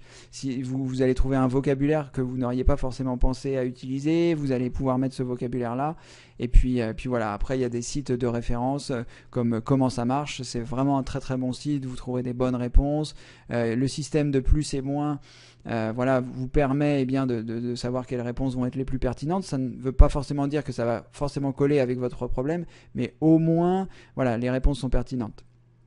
Donc n'hésitez pas, si vous avez des questions spécifiques, donc moi vous avez différentes possibilités d'avoir des réponses. La première c'est donc d'assister donc à ces sessions et vous avez également donc la possibilité de rechercher sur internet, mais si vous n'êtes pas forcément à l'aise avec la recherche sur internet, avec ça, et que vous vous dites est-ce que ça va résoudre mon problème, est-ce que je vais pas faire des bêtises, parce que on peut aussi faire des bêtises quand on réalise des manipulations, eh bien on peut aussi se tromper.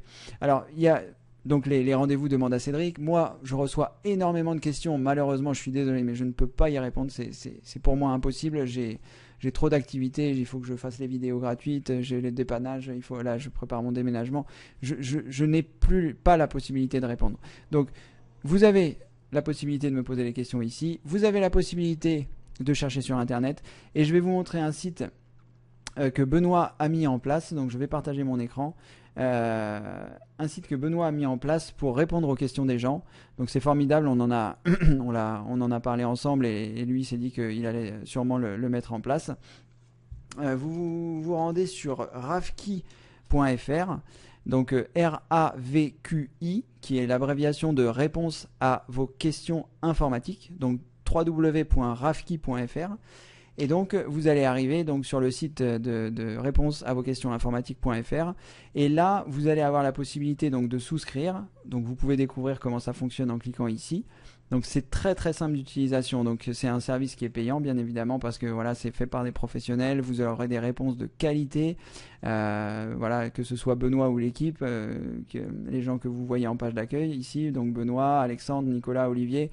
C'est des gens avec lesquels j'ai travaillé ces 7 dernières années. C'est vraiment des gens très compétents. Ils m'ont sorti de faux pas incroyables. Voilà, ils ont cette qualité d'explication. Bref, ce sont des experts informatiques. Et ce sont eux qui vont vous répondre. Donc le service est payant en effet. Vous pourrez poser les questions que vous souhaitez. Comment ça fonctionne? C'est très simple. Donc la première chose, bien évidemment, vous souscrivez un abonnement. Ensuite, vous posez vos questions par l'intermédiaire d'un formulaire et après, tout se fait par mail. C'est-à-dire que vous allez recevoir vos réponses par mail et jusqu'à résolution de votre problème. C'est-à-dire que vous posez votre question. Ensuite, une fois que vous allez recevoir une première partie de réponse qui, espérons-le, va répondre à votre question. Mais si ça n'a pas solutionné votre problème, vous répondez en disant bah, cette solution n'a pas fonctionné pour moi et ils vous renverront vers une autre solution, etc., etc. Donc ça vous permettra d'avoir votre problème résolu. Donc vous pouvez cliquer sur souscrire.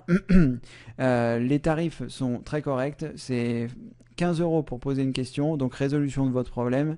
Il y a des forfaits, donc 5 questions à 50 € ou 10 questions à 75 €. Vous pouvez tester le service en posant une question ou poser, si vous êtes sûr du service, et je vous le recommande chaudement, vous pouvez y aller. Je veux dire, les gens, je les connais personnellement. J'ai aidé au développement de ce site. Bon, voilà, on a fait des réunions pour réfléchir à ce qui était le plus pertinent. Vous pouvez prendre 10 questions les yeux fermés et voilà, il n'y a pas de limite de temps pour utiliser vos questions. Voilà, ça vous permettra d'avoir des réponses pertinentes en fonction de ce que vous cherchez. Donc les réponses, vous avez les premières réponses que vous pouvez trouver donc par l'intermédiaire de Demande à Cédric que je vous donne voilà, gracieusement et avec grand plaisir. Je vous accorde 2 heures et je réponds au mieux aux questions, mais sans forcément pouvoir tout le temps rentrer dans le détail spécifique.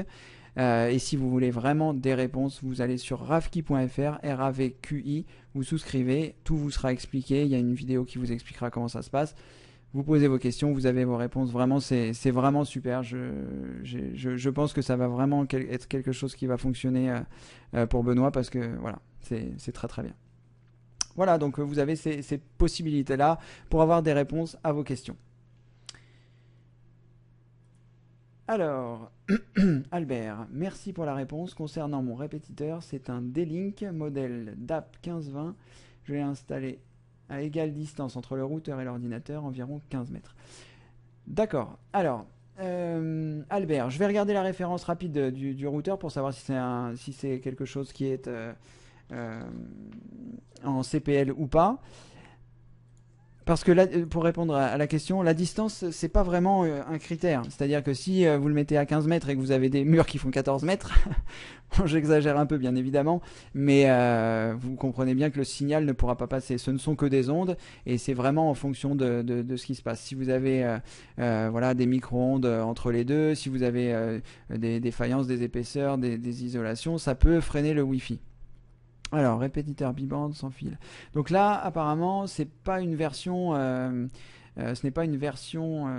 CPL, c'est-à-dire que vous ne passez pas par le courant électrique. Vous l'avez placé sur une prise de courant et ça répète le signal de votre box, la solution que j'avais envisagée tout à l'heure. Donc, 15 mètres, comme je vous dis, c'est pas forcément un critère. Il faut donc dans ce cas-là, vu que vous avez ce modèle-là, dans ce cas-là, il faut que vous essayiez donc de rapprocher votre répéteur Wi-Fi de la box et votre ordinateur de la box. Je ne sais pas si c'est un ordinateur portable ou un ordinateur fixe. Si par exemple c'est un ordinateur portable, vous pouvez le rapprocher vous pouvez le rapprocher de la... Pardonnez-moi, je vais re-switcher. Hop. Ah ben, j'avais pas partagé mon écran. Bon, ben voilà. Donc vous pouvez vous rapprocher... J'ai quand même un doute. Non, tout va bien.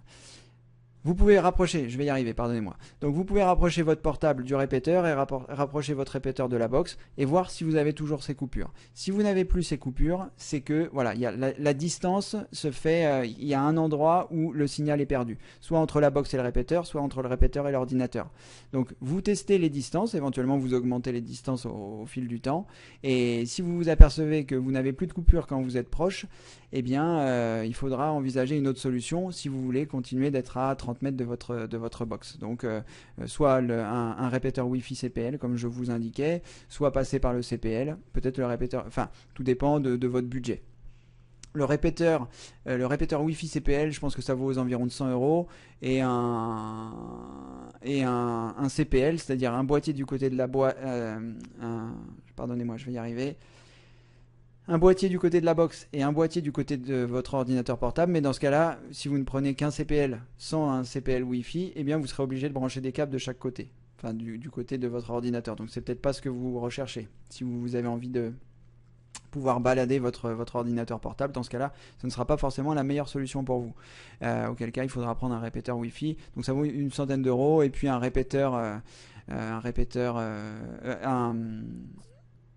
CPL, ça doit valoir aux environs de 30-40 euros en fonction de ce que vous prenez. Prenez la plus grande puissance si vous pouvez pour que voilà qu'il y ait le maximum de fiabilité entre les deux. Pardonnez-moi, je suis un peu fatigué. Là, on arrive à la fin de la session, 2 heures non-stop, c'est un petit peu long. Donc voilà, vous pouvez essayer ces solutions-là. La première, une solution qui est gratuite, c'est donc de tout rapprocher vers votre boîtier, vers votre box, et puis après donc d'élargir, et sinon de passer soit en version CPL Wi-Fi, soit CPL normal. C'est des différences de coût et de commodité qui diffèrent entre les deux. Voilà Albert, j'espère que ces précisions auront pu vous être utiles et que vous aurez trouvé une solution à votre problème. Michel me remercie. Merci Michel. Donc merci aux personnes qui sont restées. Donc 9 spectateurs. On a démarré avec 15. On a perdu des utilisateurs en cours. Je ne sais pas s'il y a eu des redémarrages suite aux informations que je donnais ou pas. Enfin, peu importe. Merci à vous d'avoir assisté à cette nouvelle session de Demande à Cédric numéro 2.